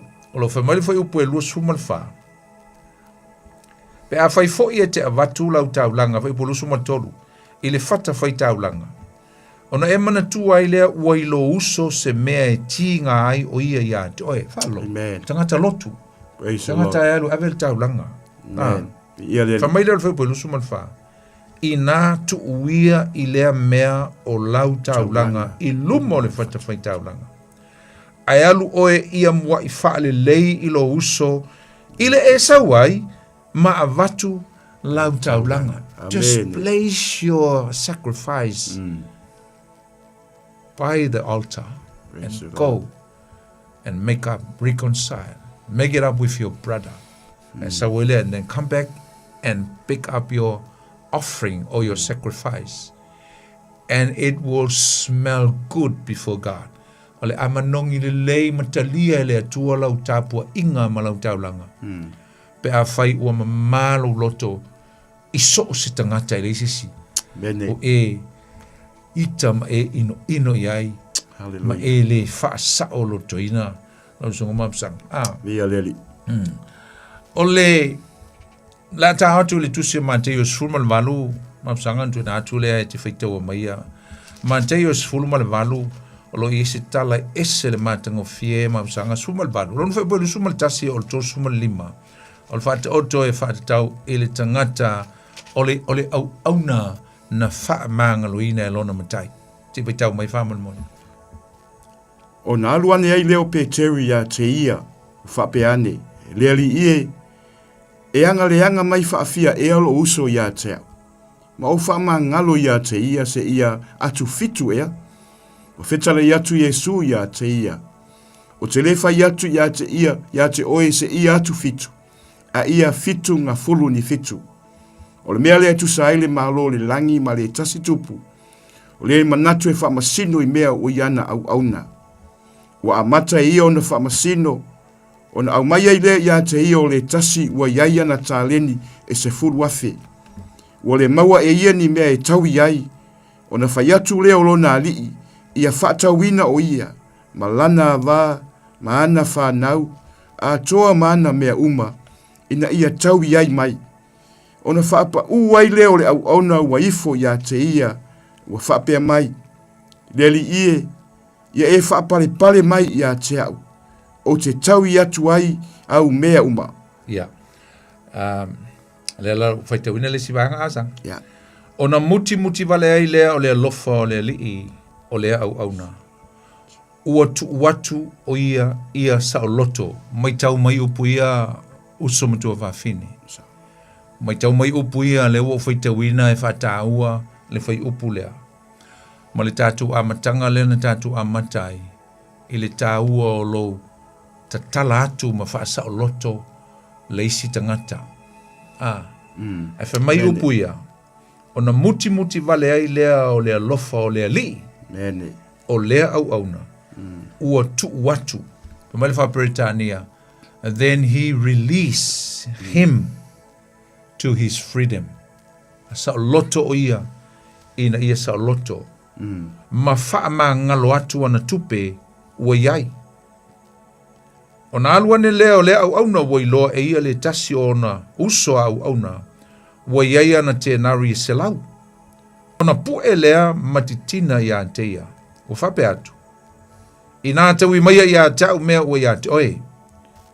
ona whapa ua tu leo lo na uso au na i ona vai. Wa ai o iatu ia te ia o whape atu. Ia e whapa le pale mai ia te au. O te tau iatu o mea uma. A ua le mawhai o ia. A ua alu matu watu ia te ia i le whale pui pui. Mai tau mai upuia. Matu watu ia te ia i le whale pui pui. Lale ki le na tātou tala noa ai mai le amatanga. E lokai. E lokai le mafutanga na mātango fie ma mawhanawhana ma wheala whani. A lewa e nofa maloka. A o lefta umanta talang whao ngai le matai. Ala sunga mamsang. Whao ngai le matai le ki lava lea. E te talai oe. Whasa o loto ai oe. A wawaila lewa o mai i, lewa le te talanga i le li, lea le sio nauso. Ai nofa maloka. Whao ngai se seo le ki. Le wha mangano. A ua le mawhai o ia. A ua halu matu watu ia te ia i le whale pui pui. Se ia tau ia mai na mea. Wailoa e o na uswa au auna o mea na whaia. O na lātu matu ati ngā ai lea. O lātu o atu. Ma tau atu ilo lātu o li o mea umalama na whaia. O na wala au atu ai lea o lona li ia te o whape atu ia te le au au na lea ngai. Na o wha mangaloina atu au mea uma ua ia te oe. Ina ua e ai oi mai ia te au. E le te tau ea ona e alofa atu ilo usoa au auna. E pei o au foi na au alofa atu ia te oe. Mai tau lia tātou a ue tolu ia na tātou tala noai. Amen. Ona ita ai leo lona li. Ua tu watu ia te ia i e whaatau ma oi. Se ia taui mai ana mea uma. E whape fo na whaia ia te outou e lo ta mā oi le langi. Pe a whai tau te le taitasi ma whamangalo. Whamangalo ma outou loto atoa. I o outou uso pe a la tou wanga le anga mai. Sunga masanga. Ese le mātango fio le nei tala. O le tala e whawhata oto. O le tala na ala o na mafua o na whaia. E Yesu le tala whawhata oto lea. E tali atuai ili fisili a Peteru. Mai Peteru. Pe whawhia e au na o whamangalo atu. I le ua anga leanga mai. Pe whawhitu ea. Waila le poto Peteru la sunga mamsanga. Awa le tula fono wha rabai. Whaia onga e awa o whaia onga le tula fono e whapea. Tula fono a mose. E te tau ona wha tolu ona e wha mangalo le tangata.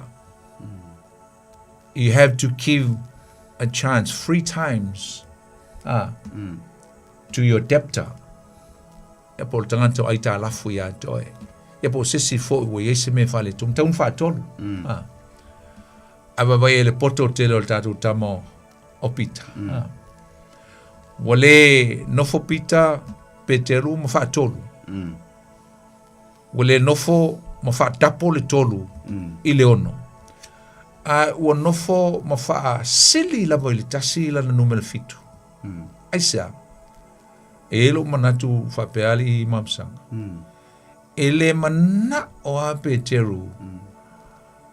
Nei te ua sili a e ia selelei e loa i tu tonu o le au whareseo ma le au tusi upu. Nei lo ia. Wale e dapo, a whai e o ia i le wha maa ngalo a le au whareseo i le dapo lea o la tōtu la whono whaono. E wha pepe teru. E wha sili a stasi, ia o sili hai lau li. Ia o sili, ia au ange i sili s whareseo. Tu ia le fitu i lau sili a Yesu. Al-almentu. E whai atu le fitu. E wha mai Yesu.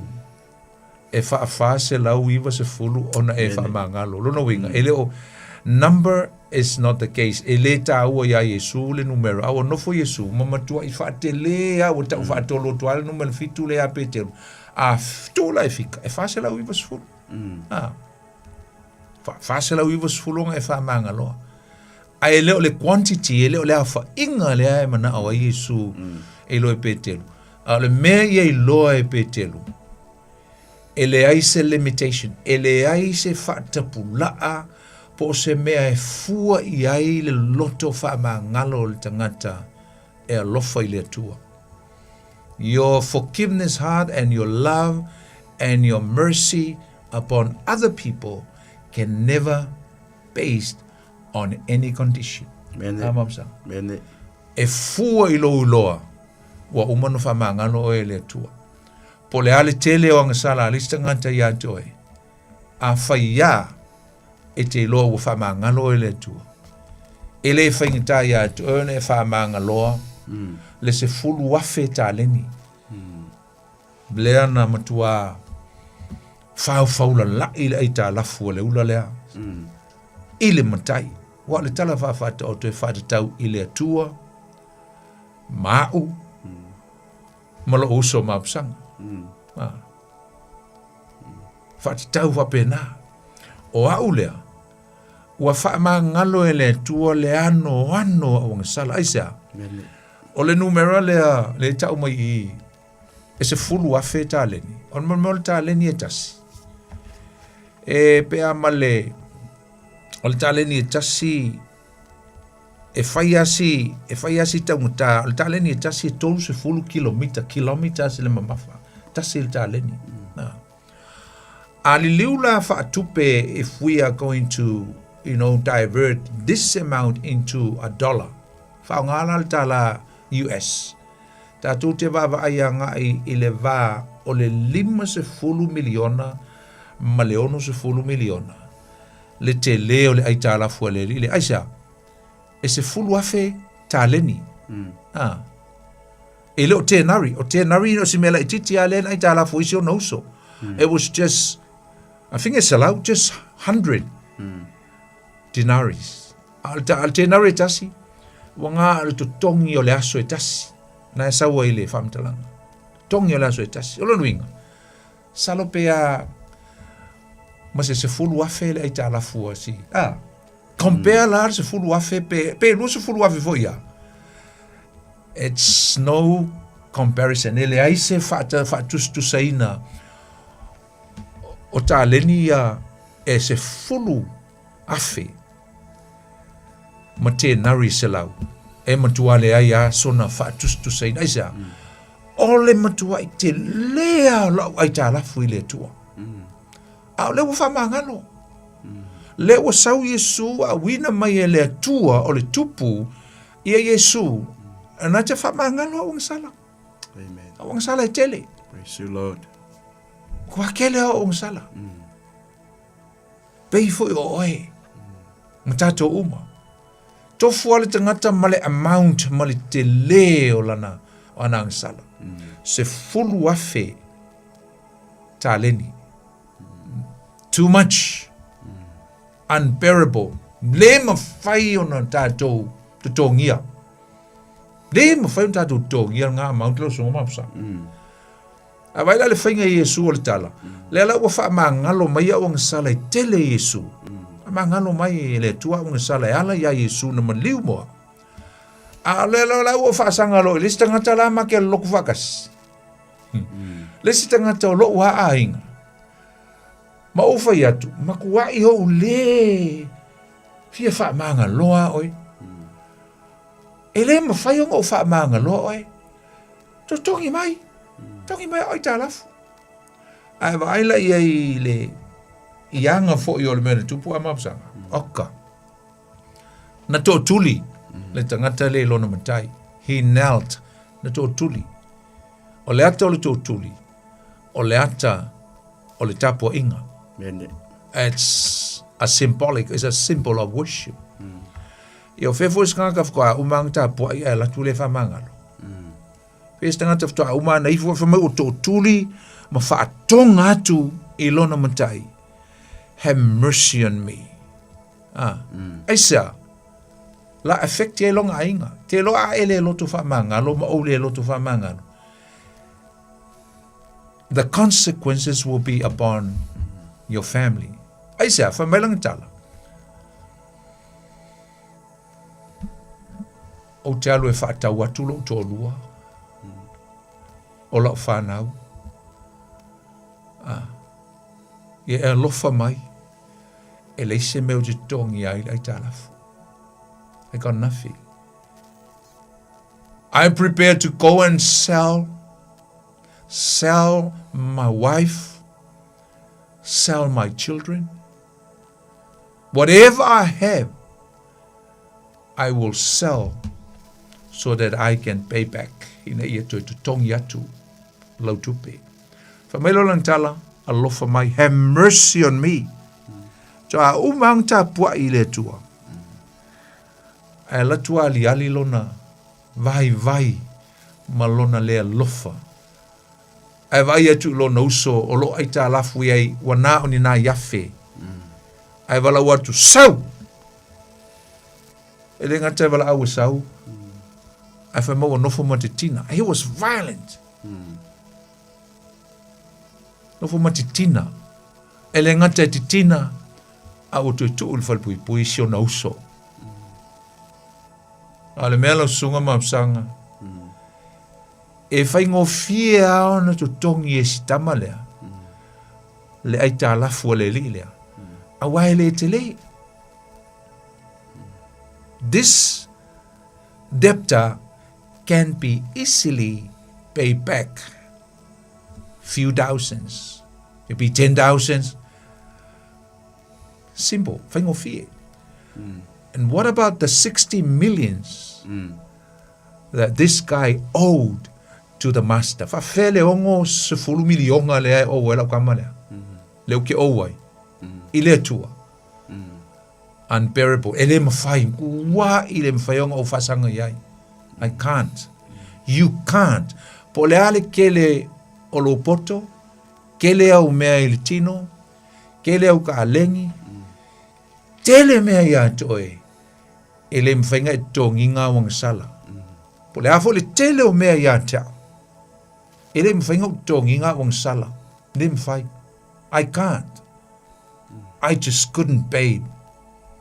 Why? Too much. Tele.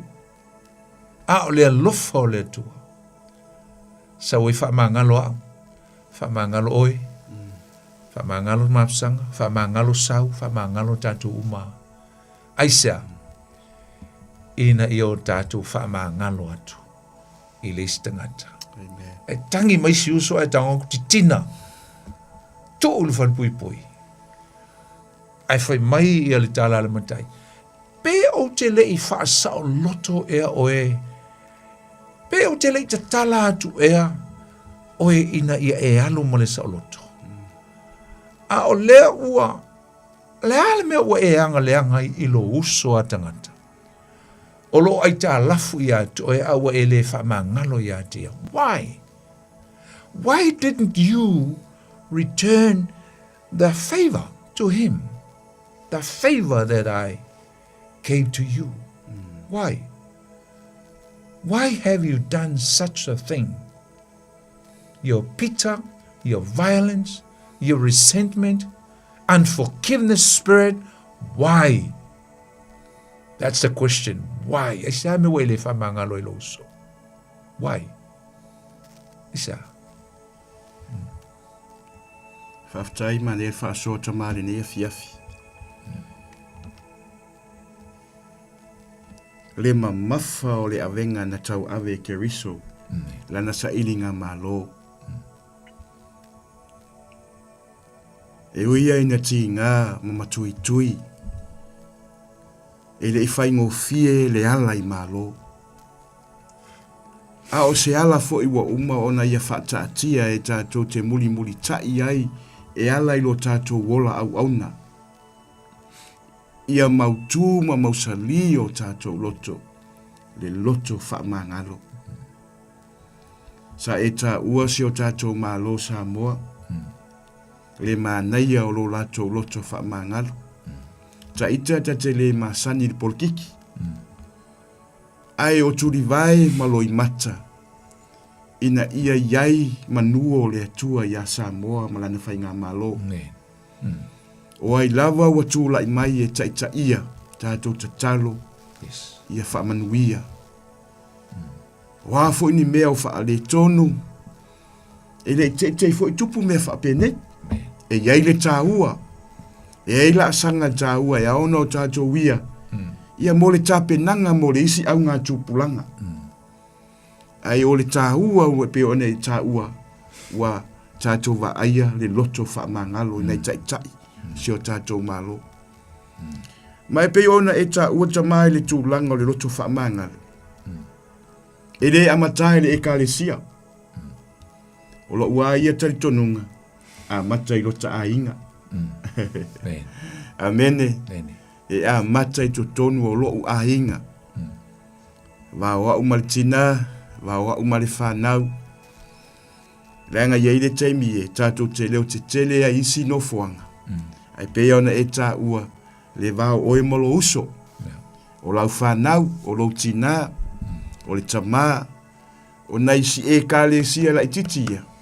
Ina ia puna ai mātangi ai le loto whaamangalo. A le leila o na fau le whaamangalo i le e kāle sia la ititi. Tātou te ofo i e kāle sia. E wa ai ai le loto whaamangalo. Amen. Pei lava o na sau no o e tamā. E whaingo fia i tele le tangata le upu le whaamangalo. Alfe sidi, o moni ma whaamaona. Langa ia ile si whaamangalo e whaamangalo nei. Ai to ita tai au. Praise the Lord. Ai mana ia le awala umo na whatatia ke riso. E uia ina ti ngā ona a aolo na ulu i le pale tui tui. Ona a au i whau. Olo na i tui le tau. Ai manino i o lana whetalainga. Tama ia e whaamangalo atu ia te i lātou. Leanga lātou te leilo le meu o lātou whaia. Me se le tā ua le nem tā upu. Tama loto whaamangalo. Loto whaamangalo.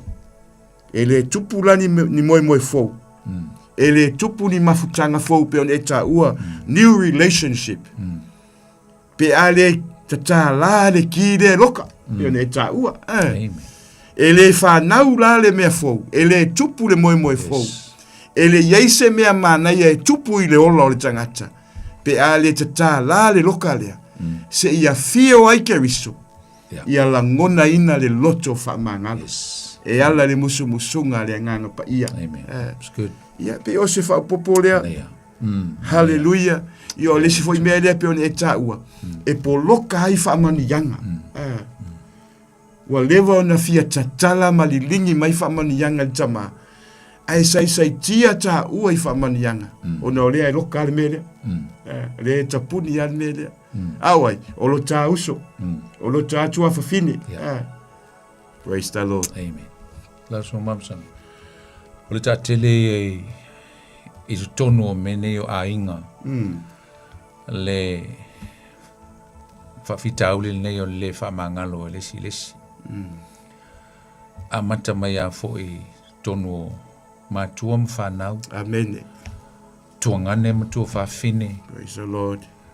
Auntie, uncles, cousins, auntie moin mo foleleo in-laws me whapena. Ole matuai matau tia ole mele ole le loto whamangalo, leise loto whamangalo.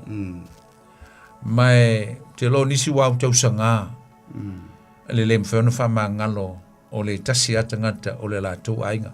Tu e tono le kali sia wai, tu moi tangata ese tala noa mo fata waina ile lau tala te mile tu tono mea ni o ainga. Praise the Lord. E umatuali stau sanga sauli stau sanga masani fonga ufaya tala lea o ainga Samoa masani a fato a faya fale lenga kismasi ina ua onga nga e onga nga lo whakangisi lo ia kukulo lunga fai fusfusinga masisiva ai ngonga uma kual kisimas ko ye fo singa mai mea msa fa kai kai ngo singa sa nga kupe ia po la lava e po kamai ki po la singa mai mea ko e va nga ku nga fo era nga ka usanga ko se lo nga fo yo mai onga fa ko fo fusi ko ka ngisia o lo minga ele money le fa mangano ele money it's fake it's not real plastic. Ai mkua fafolinga ele moni. Al meni ol famangalo. Te lo meni ol famangalo. It's a willingness of your heart. It's a personal thing. Amen. On meno lot fa mangalo ele o se me fe se ole feelinga ma oti al tangata. Ele interfere mai le tangata le fa yo lo feelinga. E te lo le leia o elo safa. Ma le polonga ngai te ai. Ilo le lo to fa mangalo. Ona fai lo le lo fai Ole a release lo to fa fine. Lo uso, lo tuangane. Lo foi au ia wa pe lo pola vea ko foi mal pe au lo ris. Amen, amen. Ole a wa fisa loto. Yes, amen. Ole la va safa. Amen. Wa le ise tanga te silo na tinga ina. Nei lo oele te le loto fa mangano. Amen. Aisa, vai foi. Think ole a mamsanga. Think ole Efeso. Efeso lo na mata upo fa. Efeso lo mta upo fa. O lo upo fa pe fa lo foi upo ela o foi te wina. A auto wita foi po lusu malon. Au e te ang salai. Amen. Au ne ngoto le la o e ita pea. Au foi ne tu ina tu o to se me mautu wai le ti Apollo. Amen. Selmana yo foi upo no. Amen. Foi ona associate ngā lua e tu whaatasi whai upuia ko amanga i ele o se outcome. Aua ne ingoto le la o eita pea. Aisa, o le ita, e mawhai o na liu ino msau lenga o ta ua mua. E wheitai uma o to, tato uma, ele o tato ni angelu e alte me ita tato. E o whai a Yesu na ita. Whawhia na ita Yesu tono tu spaia. Ita. Ei expression, ei tūlanga I loa ai, waita Yesu, fuli lau, whea ko whai solo mea lau ringa I kongo la. E a fo e tono al malamar, eita Yesu, eita fo I tātou. Ai whai mai rea o ngā paulo, a eita, aua e te hanga salai. As follow mai e tua, aua ne ingoto le la o eita pea.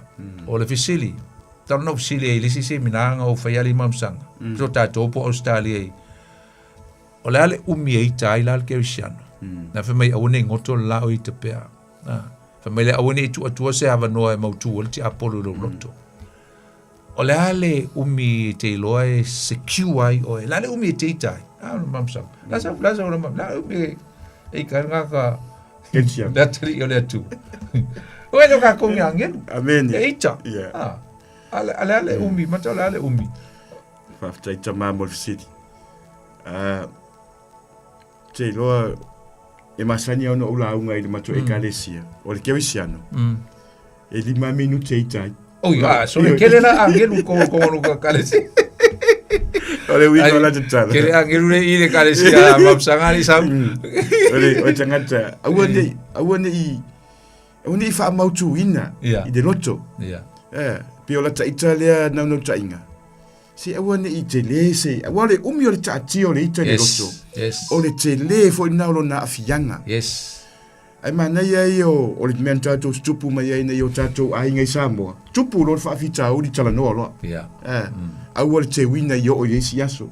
Aula ule tala fen mato ekalesia. 5 mingu ke. Wa mo wala tali al tele o si va ngari marse minga ngo faya.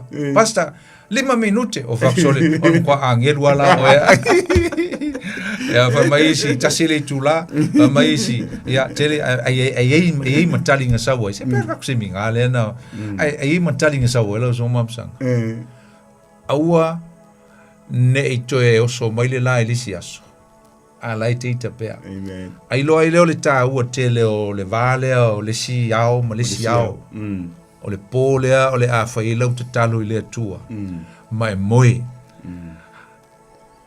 Awai le lope ke koe ala mai, pe ke ua e oki ika. Ke ua e oki wha ua koe a, aisa, wha mai. Aua ne ingoto le lao e ita pea, lono winga. E mwhaianga e ita le aso atoa, ai te loa.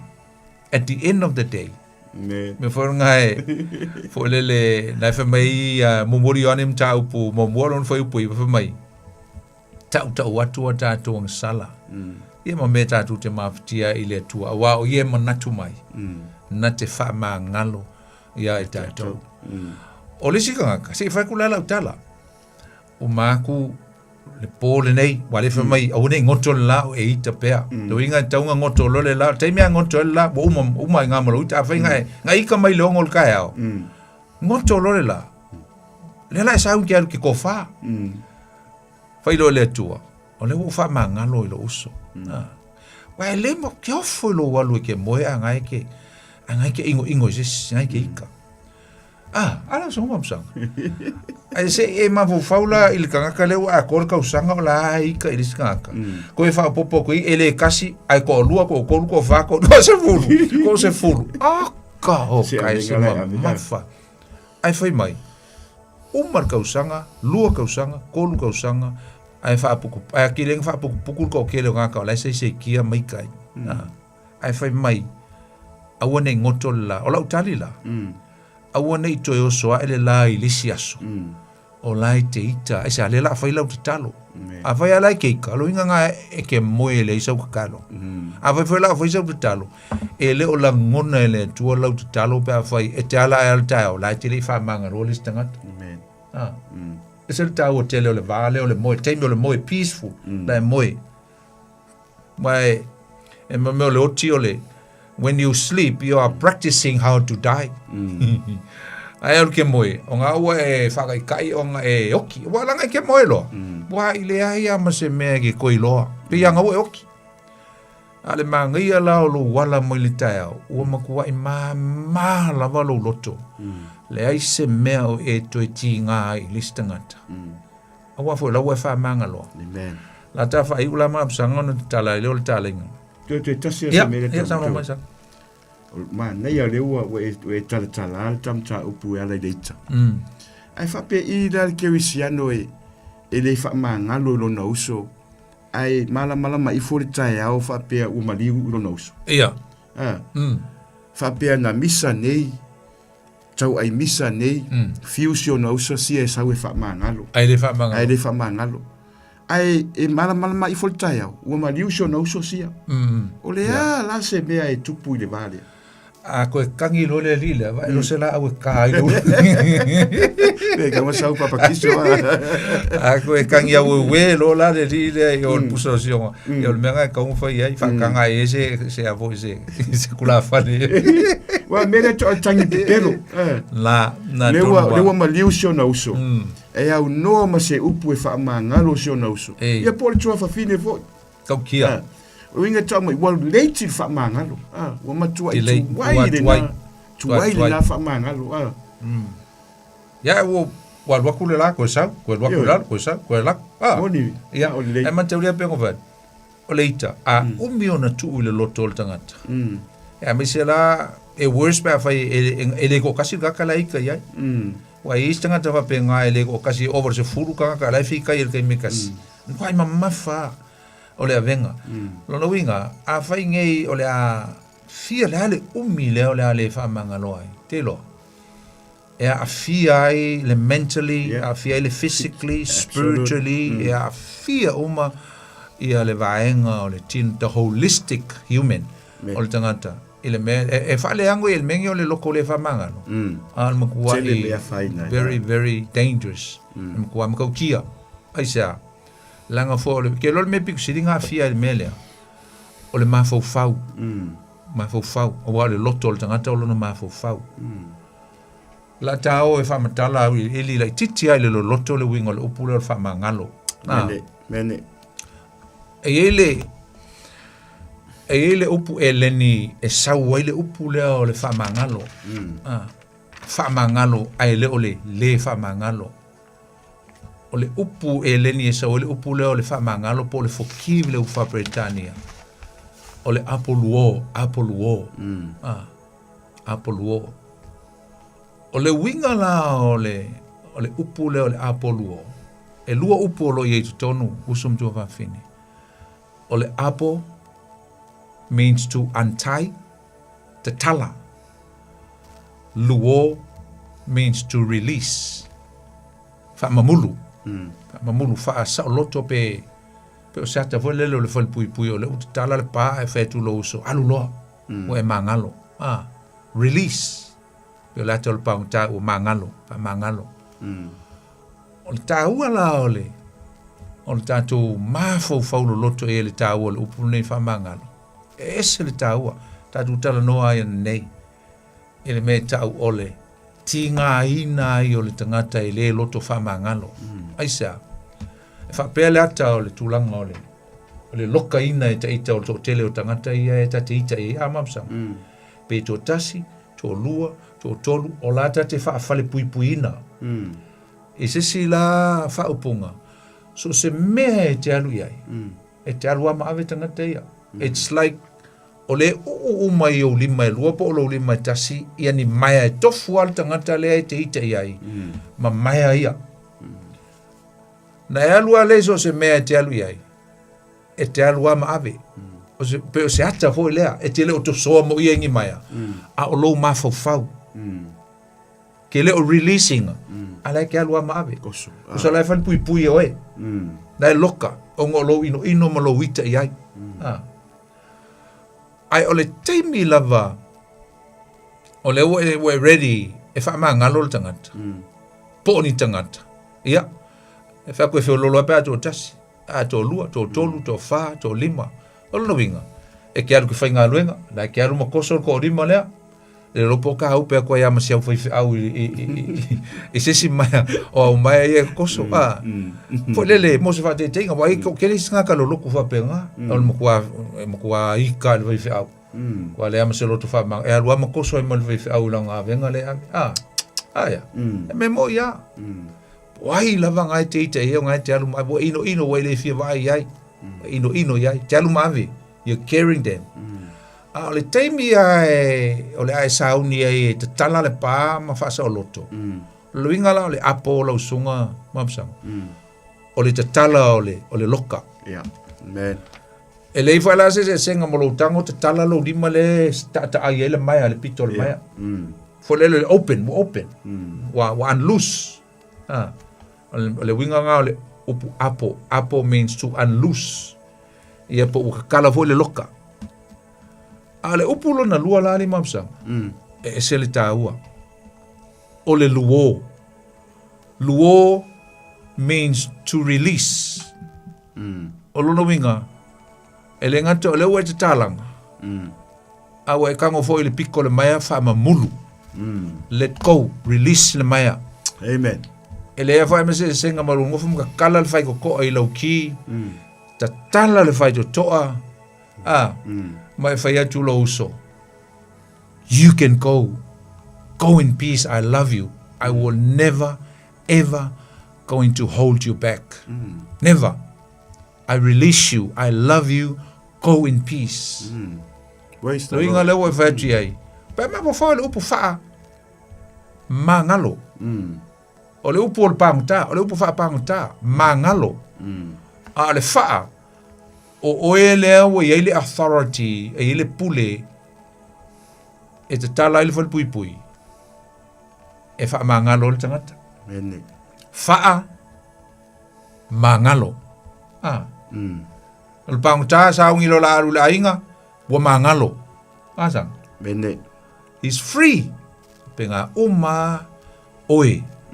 Le te ino i sisi pe fa fa fonga mai ngai te alu matoso si uso si tu fine i au maia praise the Lord na te loka ina fo i lau pa u amea ai ole te mia te fai tu ai I love you I'm going to forgive you lo winga o te tala le loka po te tala lau pito mai ngai ta ai lo lima o al ko kele lau ga ko e ka kala fa pe bui ai lo e ka ko le ko i lalo Woko lalo le rilea lo winga la aule ke lo winga aule la fa inga i le mele ko e va ve lo kai ai ko kai ai lo le si longa mo kwa ko kuli si longa mo kwa ko kuli mai le rilea e le o se fa manga lo lana le o se fa manga le o se manga ai o le taimi a fo fa manga lo ngolo personal decision way me le mo se ti serving so fa manga longa de ai o fa mangalonga sa mo ile tu e fa mangalo i listangata wai o le willing heart o le tangata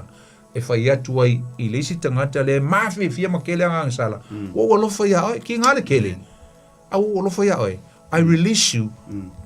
Ko alu loa. I love you. Ke le ko e mavu fau ia toi. Fe la tama. Yeah. E tau mai dale mai ana lo le fili wa mea. Ia ole. Ia nga so ko nga mea pa wa me ole maulai mau ile wo le sipiko a ngai ke ia wo mea. O longo winga mkua. If I've tried the picture for ile tanto te fa longo. Yeah. Jesus break this chain, eh. Yeah. Shackle, yeah. Yeah.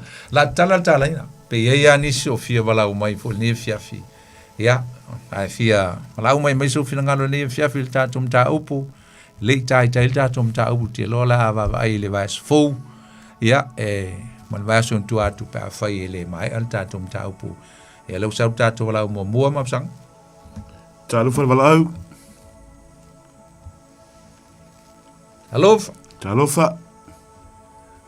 Ia, ele on sai mai, to titia, to sau ia le tato, ia sau il no fo, la ele o sau fo, mai sau ole, ele no fo.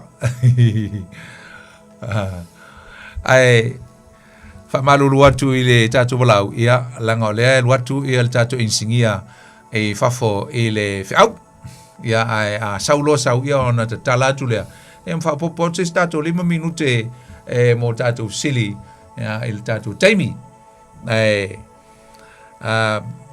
fai tuai ia le sia o fasi slanga el taimi le a fa tali sau moni tatu wala au ya le wa toi ava no atu tatu leina ya toi wala mai le wa mo wala tatu leina el taimi le wala mai pa fai o e fia wala mai ya fa talo fa tu tatu wala talofa Alofa. Alofa. Ya, oile sa no fa mole. Omo. Oi. Omo mai, o la no mai. Ya, omoa, ya, sa no mai moa. So ko mo ia lo suma. Ya, malo la verso fu. Malo lava. Au, pa ko i suma mo. Ya peole o vai ngale mai kau. E peole ki a ko anga ole o vai nga umole ole famanga ele ole o vai nga umo pe ole iko ai de ni ole ole e lo mole me ole loko mawala ya mana praise the Lord mana tele mana ya amen nga le ka o paulo le kale sia lipi de lua mai de di makau ya Tapi yo ko mo ko ile mga saya services. Pa mo wala lo ye. Amen. Ya ole mo wala lo nga ole lengo fa no le ma ye fa so suma tem. Ole afianga nga ko mo ka ko ole ama le ali ke le o pa ngai o e ke ni fa lo ko koe a malepero u se kulo. Maliela. Well, i se me fai se si la ke oi. E o fo ya o finga luna e di fingo finga luna. E ki a kongo e fo kanga ke al fo kala e pe fo ya a ko i so fo nga fakako. E kanga ya nga le ye ai fai mission le nga le. Yes. Mali. Falunga ku koe nga o e pe volele te e si volele fa o ki mo se kulo pa ko a kala ma me fai o ai a mai ngai o ngai me fa ka ina ne ka ko pe o me o makwa alu la lo yesu amen o le mawalalo hola nga o le sawa yesu nga o ai nga makua masa sai lo kingo se kulo nga makua pu ya le la ka ko nga fa yo kala se o pu la pu lo kingo ai le pu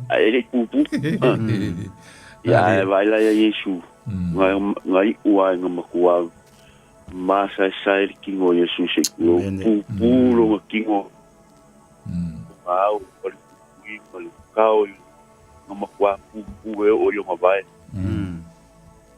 ai nga nga lua ila lo ile whapea. Amene. Ai ole nga mai lu faso. Ole kinga. Ole koe upua Yesu lunga le sako. Pamanga. Mane. Beautiful. Amene. After mo. Ai fo ile kala wa wala ko le lo me ora ko. Yeah.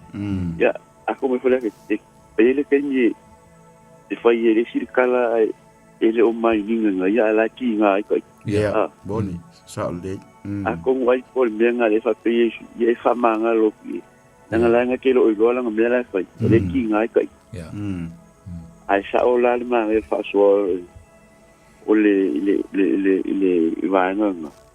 Release away ele afia ia ai makua ke le afia no kai ka foi ka ofio ko sa loko mai le venga pe afa manga lo a ia ai le ma ia nga inga minga le kwai le ele mo fai ka ko fa manga lo le ia nene ai fa fia nga ele ole e ia va ka nga wai le fai nga ko fa pamanga lo ye pama e kwa e fire kalma pe afa pe we ma so ka inga le a ikamale ku oli skepunga fe oli kan man ku fo boa e fa le e ele ka u sa la go ka kala mo male ku malo After mo, te tele lava molo fina nga. Ya va pe mai, va pe. Ia va ai pasta le o mis. Ai fa pe ke le ka u. E umala kalu. Fa pe te mai ya le ngonga i ngo. Amen. Si va nga go e ka u le ngonga, wa bis foi lai. Amen. Seki. Ya ma ngi fa so. After mo fa mrile tua, to fila ile va yaso. God bless. Ya. Chalo fal bala au. Ya, malole se fo munguia i lo sungai. Pa fenga Malai le telefon. Oi? Malai. Malai. Chalo fa malai. Via le tua. Ya, se fo munguia ngia fes. La nge matafi. Ya, e ko luanga i vaenga ke. Pa so ko so ngi ho ni meole. Loko fa manga. Mene. Awa me fai mai kongo le loko. Umanga mai le tua mol meole. Fui vio ya kako. Ya. Me mo mua. Ole amai le file mo le tua i lo loko. Amen. Amai le anga malu. Ya amai male ako. Male loko fa manga. Ya. O mera nga se awai le fale si. Ka vale masanga nga. Men. Ya ho. E fa manga lo ai lenga. Boni. Boni fa manga. Mo winga ele mongi. Ele mongi la le fa manga lo le. Amen. Ya lenga fa kala ia. Lenga se sili pe ke lu ya Yesu a fa ya nga lang bai lo so fa fiang.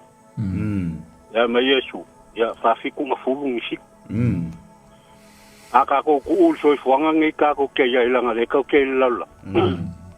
Nga winga e. Fiku asolva ya solo fu fai ku la ka nga e. Ka si el fa manga.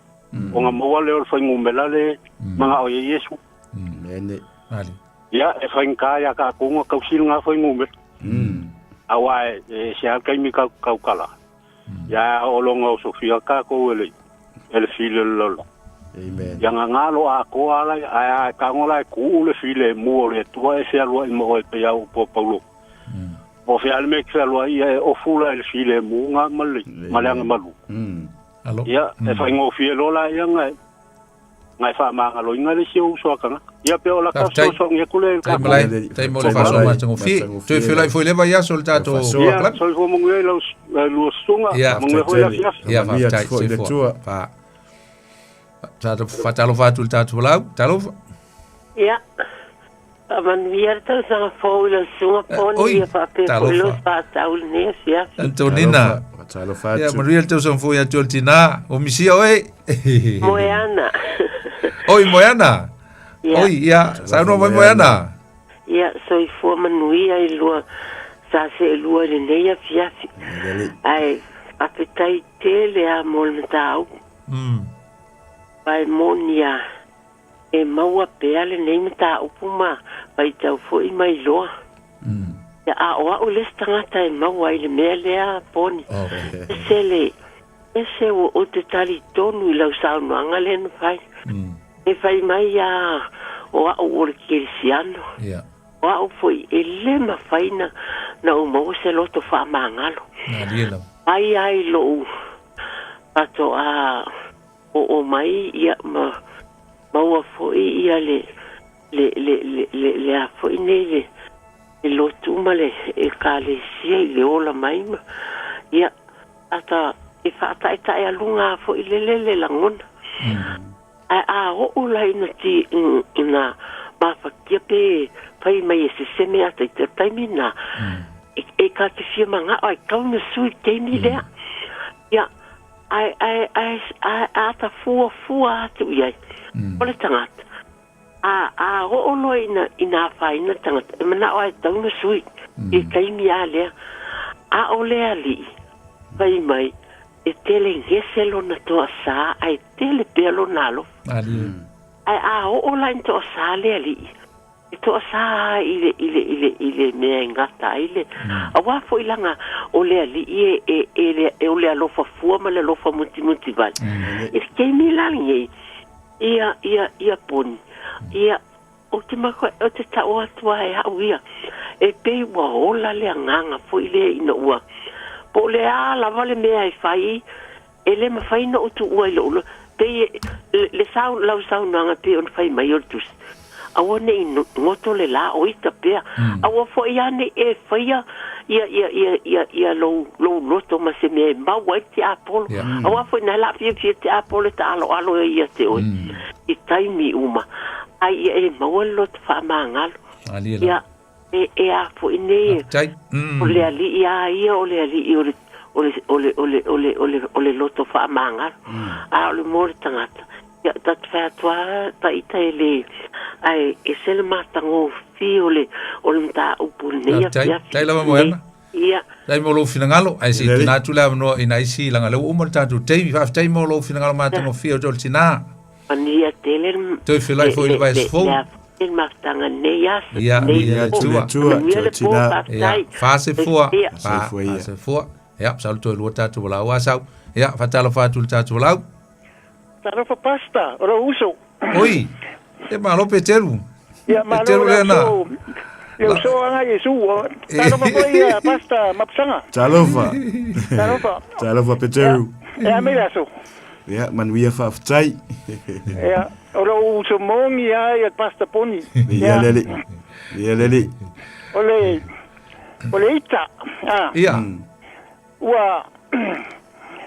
so eu skalia ele so wika ja au sa ngi wa nui o ke ka te ngakful minuke ya e 2 minuke uma eka seki ya la ba 2 minutos mas 4 minutos leita eu skalia ke kala ele finga ya was ngol balele ya ole fa mangalo wa kumulo poku I pasta poni wa kumulo poku me fa mangalo oka mana ya good news ya leli ya nga ya wale le ta tu veloi no fatele atu ka veloi es kemile ka mai fa mangaloi nai fine woloa ya wale le ya se foi ya fa se foi ya fa tai sau ya fa talo fa tu tatu wala mulmuli talo fa la sunga poni ape fuele tonina tanga ia oi malo wala se atu lo su fongo ya moana ya o lua lava lango tatu po kalame sa no mai langa lo mo tatu taimi ya o mai lo wa noa tonina sa mo lo wa noa ya mo bon fa mania tu tau sa ngo tai na fo ya elia tu la vai fa tai lu ta upuma na ya nei o wa mataina I fole pai ngā malanga nei tau sanga e sele mana I onu ta upo tai nai fo ya wai e mataile fo la nei tau sanga ia vi ia la vale atua sai fo I mo le pese na mataile ta tau ma sanga oni ia tai Manatuna tina se fa tai muli atu ya lusunga tsemta upmana. Lele. Ai ga manuia la valonga luenga. Aftele. Polo fatu. Aftai. Ya manuia la val poto fatu. Tai tina Antonina. Tat fola le vai aso soifua. Ya, famaru watu ile. Ya, de uto mo mela no tato. Ya, am te lo na mai asau fa te tele sau mole. Ya, ni se lo tau fai mai tato por clamele fiafi ya. To e tau fai mai leva yaso no wa mai al tato teimi. O le aso tai ao e amatei nai ia le onga mo mua i le Bible College ale Auckland Pacific Bible College. I le fitu le fiafi, ya, vai pe o oe lea e te tauna e sau e te aonga e su e oe, e su e le fionga pa ia le tua, wa le whangai no oe mo le finangalo le tua. Ya, na, te ngu fie lawa le pili, a matatai au le fitu le fiafi, i papa toe toe, ia le tatua onga tuspa. Ia, lo manga lue mse tasi o auna, ia e whapenao na o awina, ia le upo le tua, maua whailonga, ia e vili mail tanu mera, o lua tasi, o lua lima valu tasi wha lima, pe a whai e fia o awina oe, e le neitausanga, e le aonga whatuspa ia wha Samoa. Le ngata fo ilea, whai e alalai papakura, ia, mala au mali telefoni, pe a whai e te fia awai i Bible klasi e fiafi a mata i le masin fau, ia, e papakura, pe a whai o le area na, o nea te au mawai, wala au malta telefoni, o lua tasi, o lua lima valu tasi wha lima, ia e whai loa atu, ia le no whanga manisi, ti teis o le wha moel na i Bible study e fia whai e papakura, ia walawa le lumnai fhoi o le tau whenga al nei wha la puputonga, ia nei teimi lau songa mapsanga, ia whai me start tarabu pu whai walta, langa o malta te. Praise the Lord. Fa umata pol kalame le. Thank you, Jesus. Efeso e falon fa upeto suma lua. Thank you. Be kind and compassionate to one another. Forgive each other, just as in Christ God forgave us. Ia o tō whiwhanga li le iai. Ia whi muti wale ai lo o tō alofa. Ia whi whaamangalo ai o tō. Whaapeo na whaamangalo ina o tō e le tua ia keriso. Tai tamā. Thank you, Lord. Umaringa luenga alau whanau le ne iafi au na lo mātou o tua. Ia oe le tua. Tu maulawa ia te oe le vi inga o le whamanua o le whanetanga lo mātou tamā. Wal au ia te oe ia i whamanuia le ne ala leo lo mātou o tua. O lo whailoa tu ai keriso i le lalolangi lo mātou tamā. Hallelujah. Whamanuia fōi i la au na lo ngalue le nei taimi lo mātou tamā. Le sunga ia sau lo mātou tamā. Anga le lei ia te ia me se siona a inga lo mātou o tua. Au ia te oe, anga le fōi di tamā ia poni, tamā tai le ngata fōi leo, i mātou uma lo mātou tamā. O e na whaalongo i lau feta lai mai, e ala i lau upu le ne iafi lo mātou o tua. Ve ia lau upu e o se meli sua malia i o mātou loto. Tuto ina i se ele na ia tupu, ma fua lo mātou loto wha mangalo i nisi o wha penao na o mātou wha le tonu ai tamā. Wha moemoenga le nei ala leo mo le anga i luma i o manuia lo mātou tamā. Stemi fo i mātou fo laua tulunga wala tai mātou lo mātou tua. Wha manuia ia Samoa ma lana whainga malo. Manuia ia Israelu lo mātou tamā.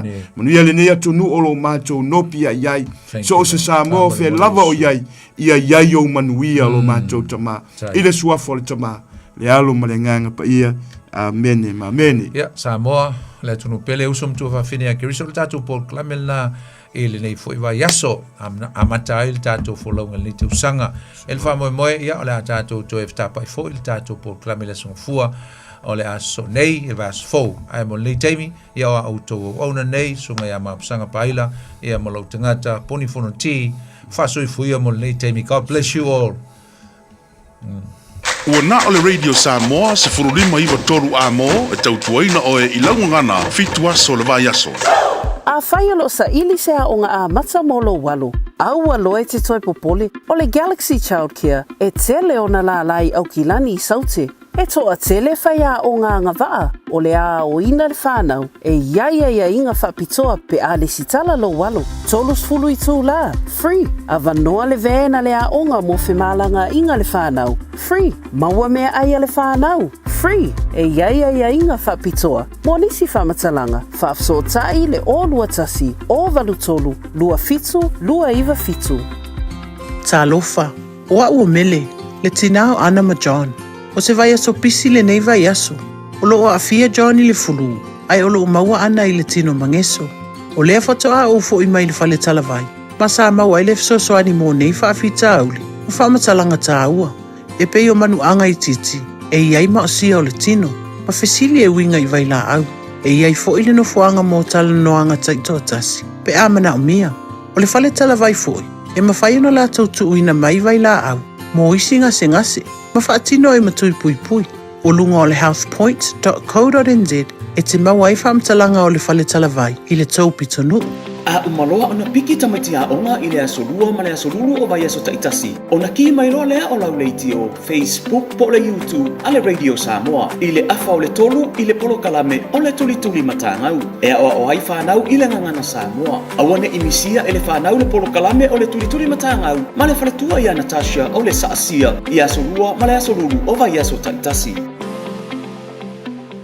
Talofa Samoa, o Atishna Ryan, o le Licensed Immigration Advisor mo le Auckland South Immigration Consultants. E visosoani mo so se tu ai ngā visa e malanga mai e New Zealand po Australia. Telefoni mai nei loa i le o valu o tasi o no valu wha fitulua. Po le olua tasi o no valu fitulua tolu o.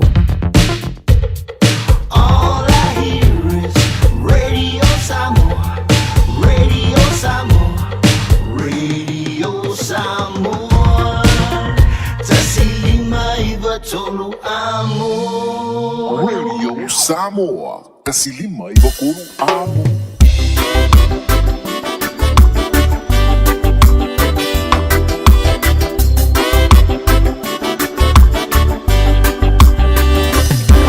Avatu lo wola ia nga mo oi. Avatu lo leo ia vi ia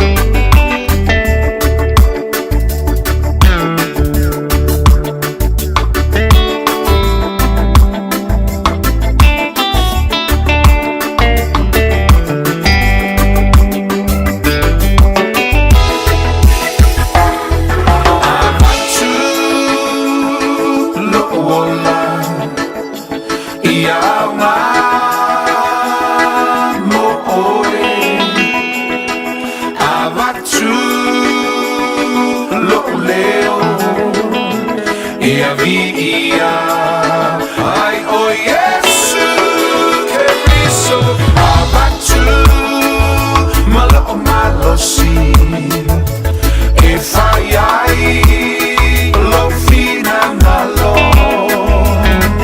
abatu o be una e fai le mo oe.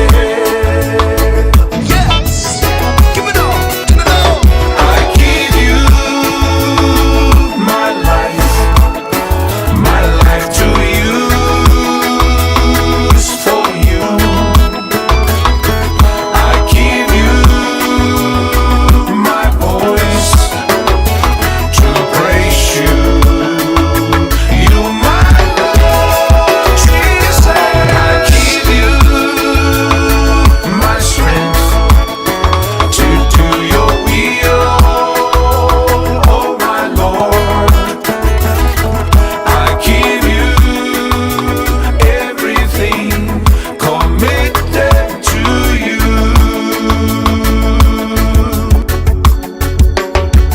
I give you everything committed to you. Avatu obe una e fai le moe. Ya ole si fonga mantango fiena sunga el fafenga inga pasta poni fono team le pesele na I give you my life ya pe avatu me umevi iai oi taurunga toile tanto por kalame mese ya le lanta tua le te liu mai o le tanto por kalame ole tu le upenga i le loloto ya pe ona ia songo fu o vai aso te tasi ya mole nei te usanga molona toi amataina ya whaftai tu e sunga le whawhenga inga pasta poni funa tile ngata fulel whawhenga inga pasta mapusanga paila ya male la tau tua pe o nei ta ua te lele tātou a porkalame ta ua te lele tātou porkalame le nei fia fitalo sia o le a avea le tātou porkalame le ia ma oso mo tātou le amatanga o le ni te usanga wal mea mongia ia kele anga whaile tātou whaafemanga loa i le kirisimasi ma le tausanga fau. Ioi, o lau songi peia e moi, o lau fusi peia e moi, o lau kangi peia e moi. Ia nganga uma whaara kirisimasi ma le tausanga fau koe mau aku ngala ngona. Mana ia lala amatanga o le ne tausanga. Ia ma le tātou porkalame tā oso ai ia le tātou savalinga. Loto whaamangalo. Waise wa fai mau fili ia ole tātou porkalame na whaamangalo. Ia wai fo ise o ika mai a ke au. Ne o whiaku sawa ia ke o ekele alu le langi. Ioi, a whapela ke fi alu le langi. Ia e alofa mongi ia ke au. Ioi, tātou paanga whapeo e whaafonga ma o yeise si o whai au mau fili. Ia o lau kalanga e makua e le laka i le malo le langi. Ioi. O kada sa wanga. Ioi. Ya, o le tātou porkalame le nai le nei a fiafi whaftai ana au na mātango fia le tātou porkalame. Ia whaatase ma le au tū o le nei fo ia fiafi. Ia o le tātou oso na. Ia a baila le māngai o le. O ia le māngai. Ma baila le leanga mo le me e maua pe a whapea e ke ia wa. Kopuse me ia ke o ngangi kai au. A le ngarua misanga ngafi malau anko malau anteteli wha māngalo. Le lang wha malama yana au na wha whianga. Ke le a se ngarua ngai fia whai mō kāko. Nono winga. Wha pia ngarua misa ma masiko ia inga wa fiua vili mai o ele se kupe. Ia e vili ngi kai au. Vili kai au e whako e ser ko inga. Wha pia fo ngarua misa moro uso po oro ko finge. Ia po anti po anko po wailava. Ke mea ngi o le wha maangalo iai ma nguele i o mele wala au le li wala mea mongi a o mele wala au le i ko kuri ka ko ma wha maangalo ma wha ko ese ia ka lo whai so mai. Ioi. O le mea mongi a e wha le kongu ka ko. O la u whaukuanga fo ila le ngā se uso ia sasa. Ki roanga ke wha maangalo. E mo mia lo sara mo. Ano faku so manuia na fiafi. Wangi mai le sau malu a olela kuongoto atu itasilava lo ufa amboe mboe oe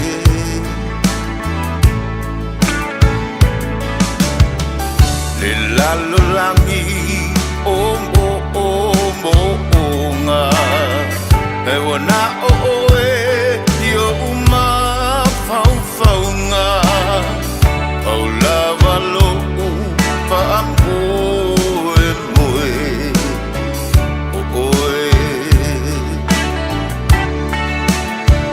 e mo mia oe olo taia manino e mo mia oe e a vai lo utino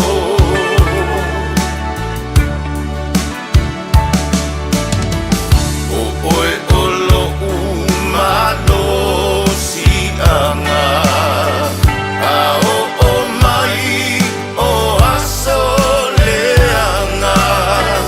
au lava lo fa amore moe o oe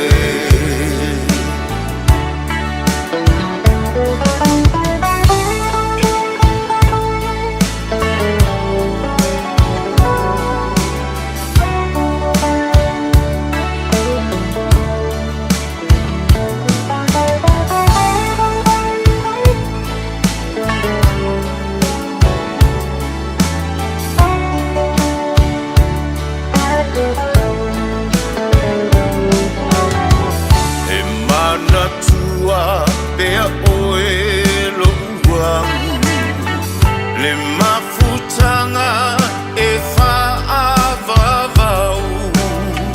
o folinga e la lelei tumau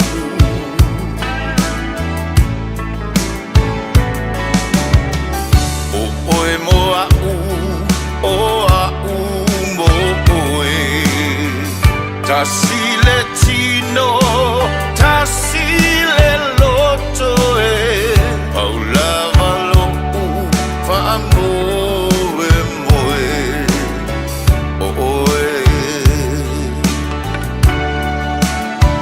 e mo mia oe o lo taia o manino e mo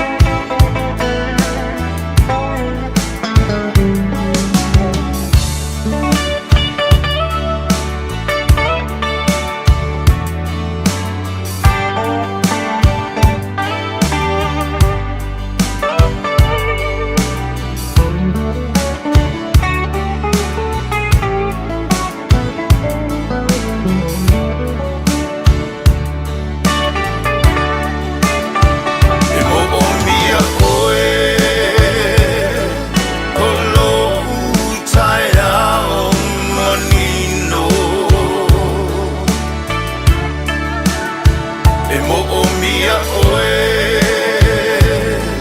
pe a vai vai lo utino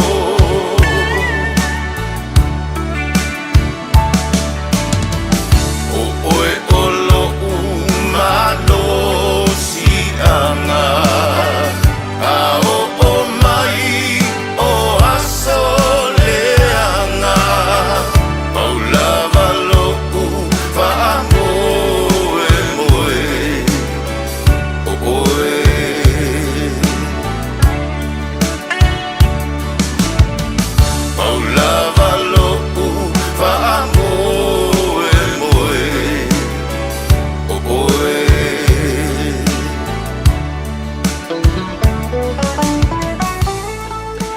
Si fonga matango fiel na sunga ya le sali o tu nai ya male. Taulunga i le tato pot kalambe le ia fia fima le pesele na paulava le na lo fa moe moe ia o oi oi. Fa manuia tu ia le ia fia fi se uso ya mawana lana vai tu le moso committee le mafuta mai au se talia lo fa tu so fa tele fa mai le ngata fo le Manuela Rosa fa talo fa tu le ava mal fa alo.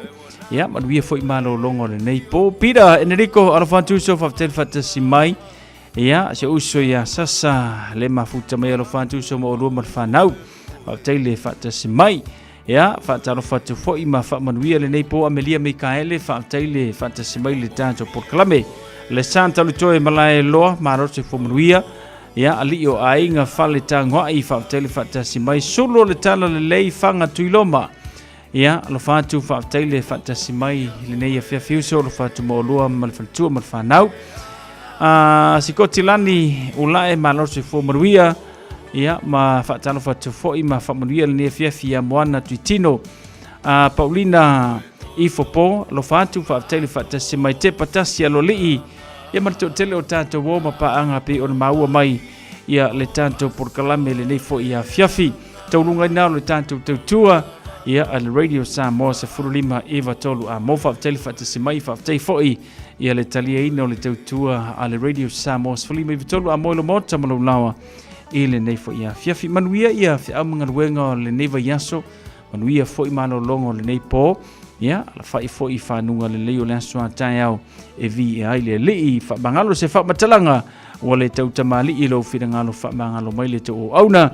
Ya tato filo I le solulu I le lo fa maranga le leo le tua sausi fa dua seu fa soi foia.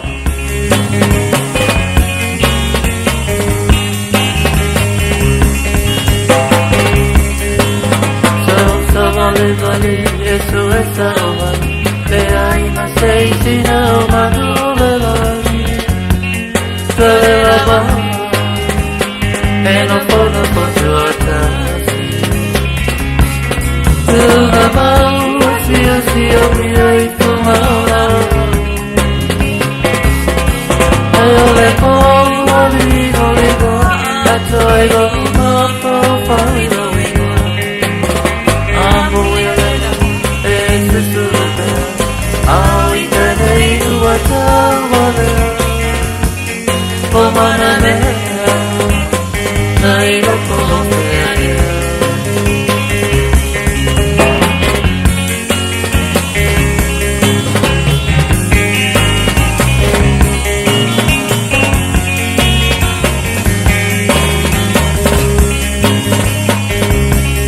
de más vida cuando se trata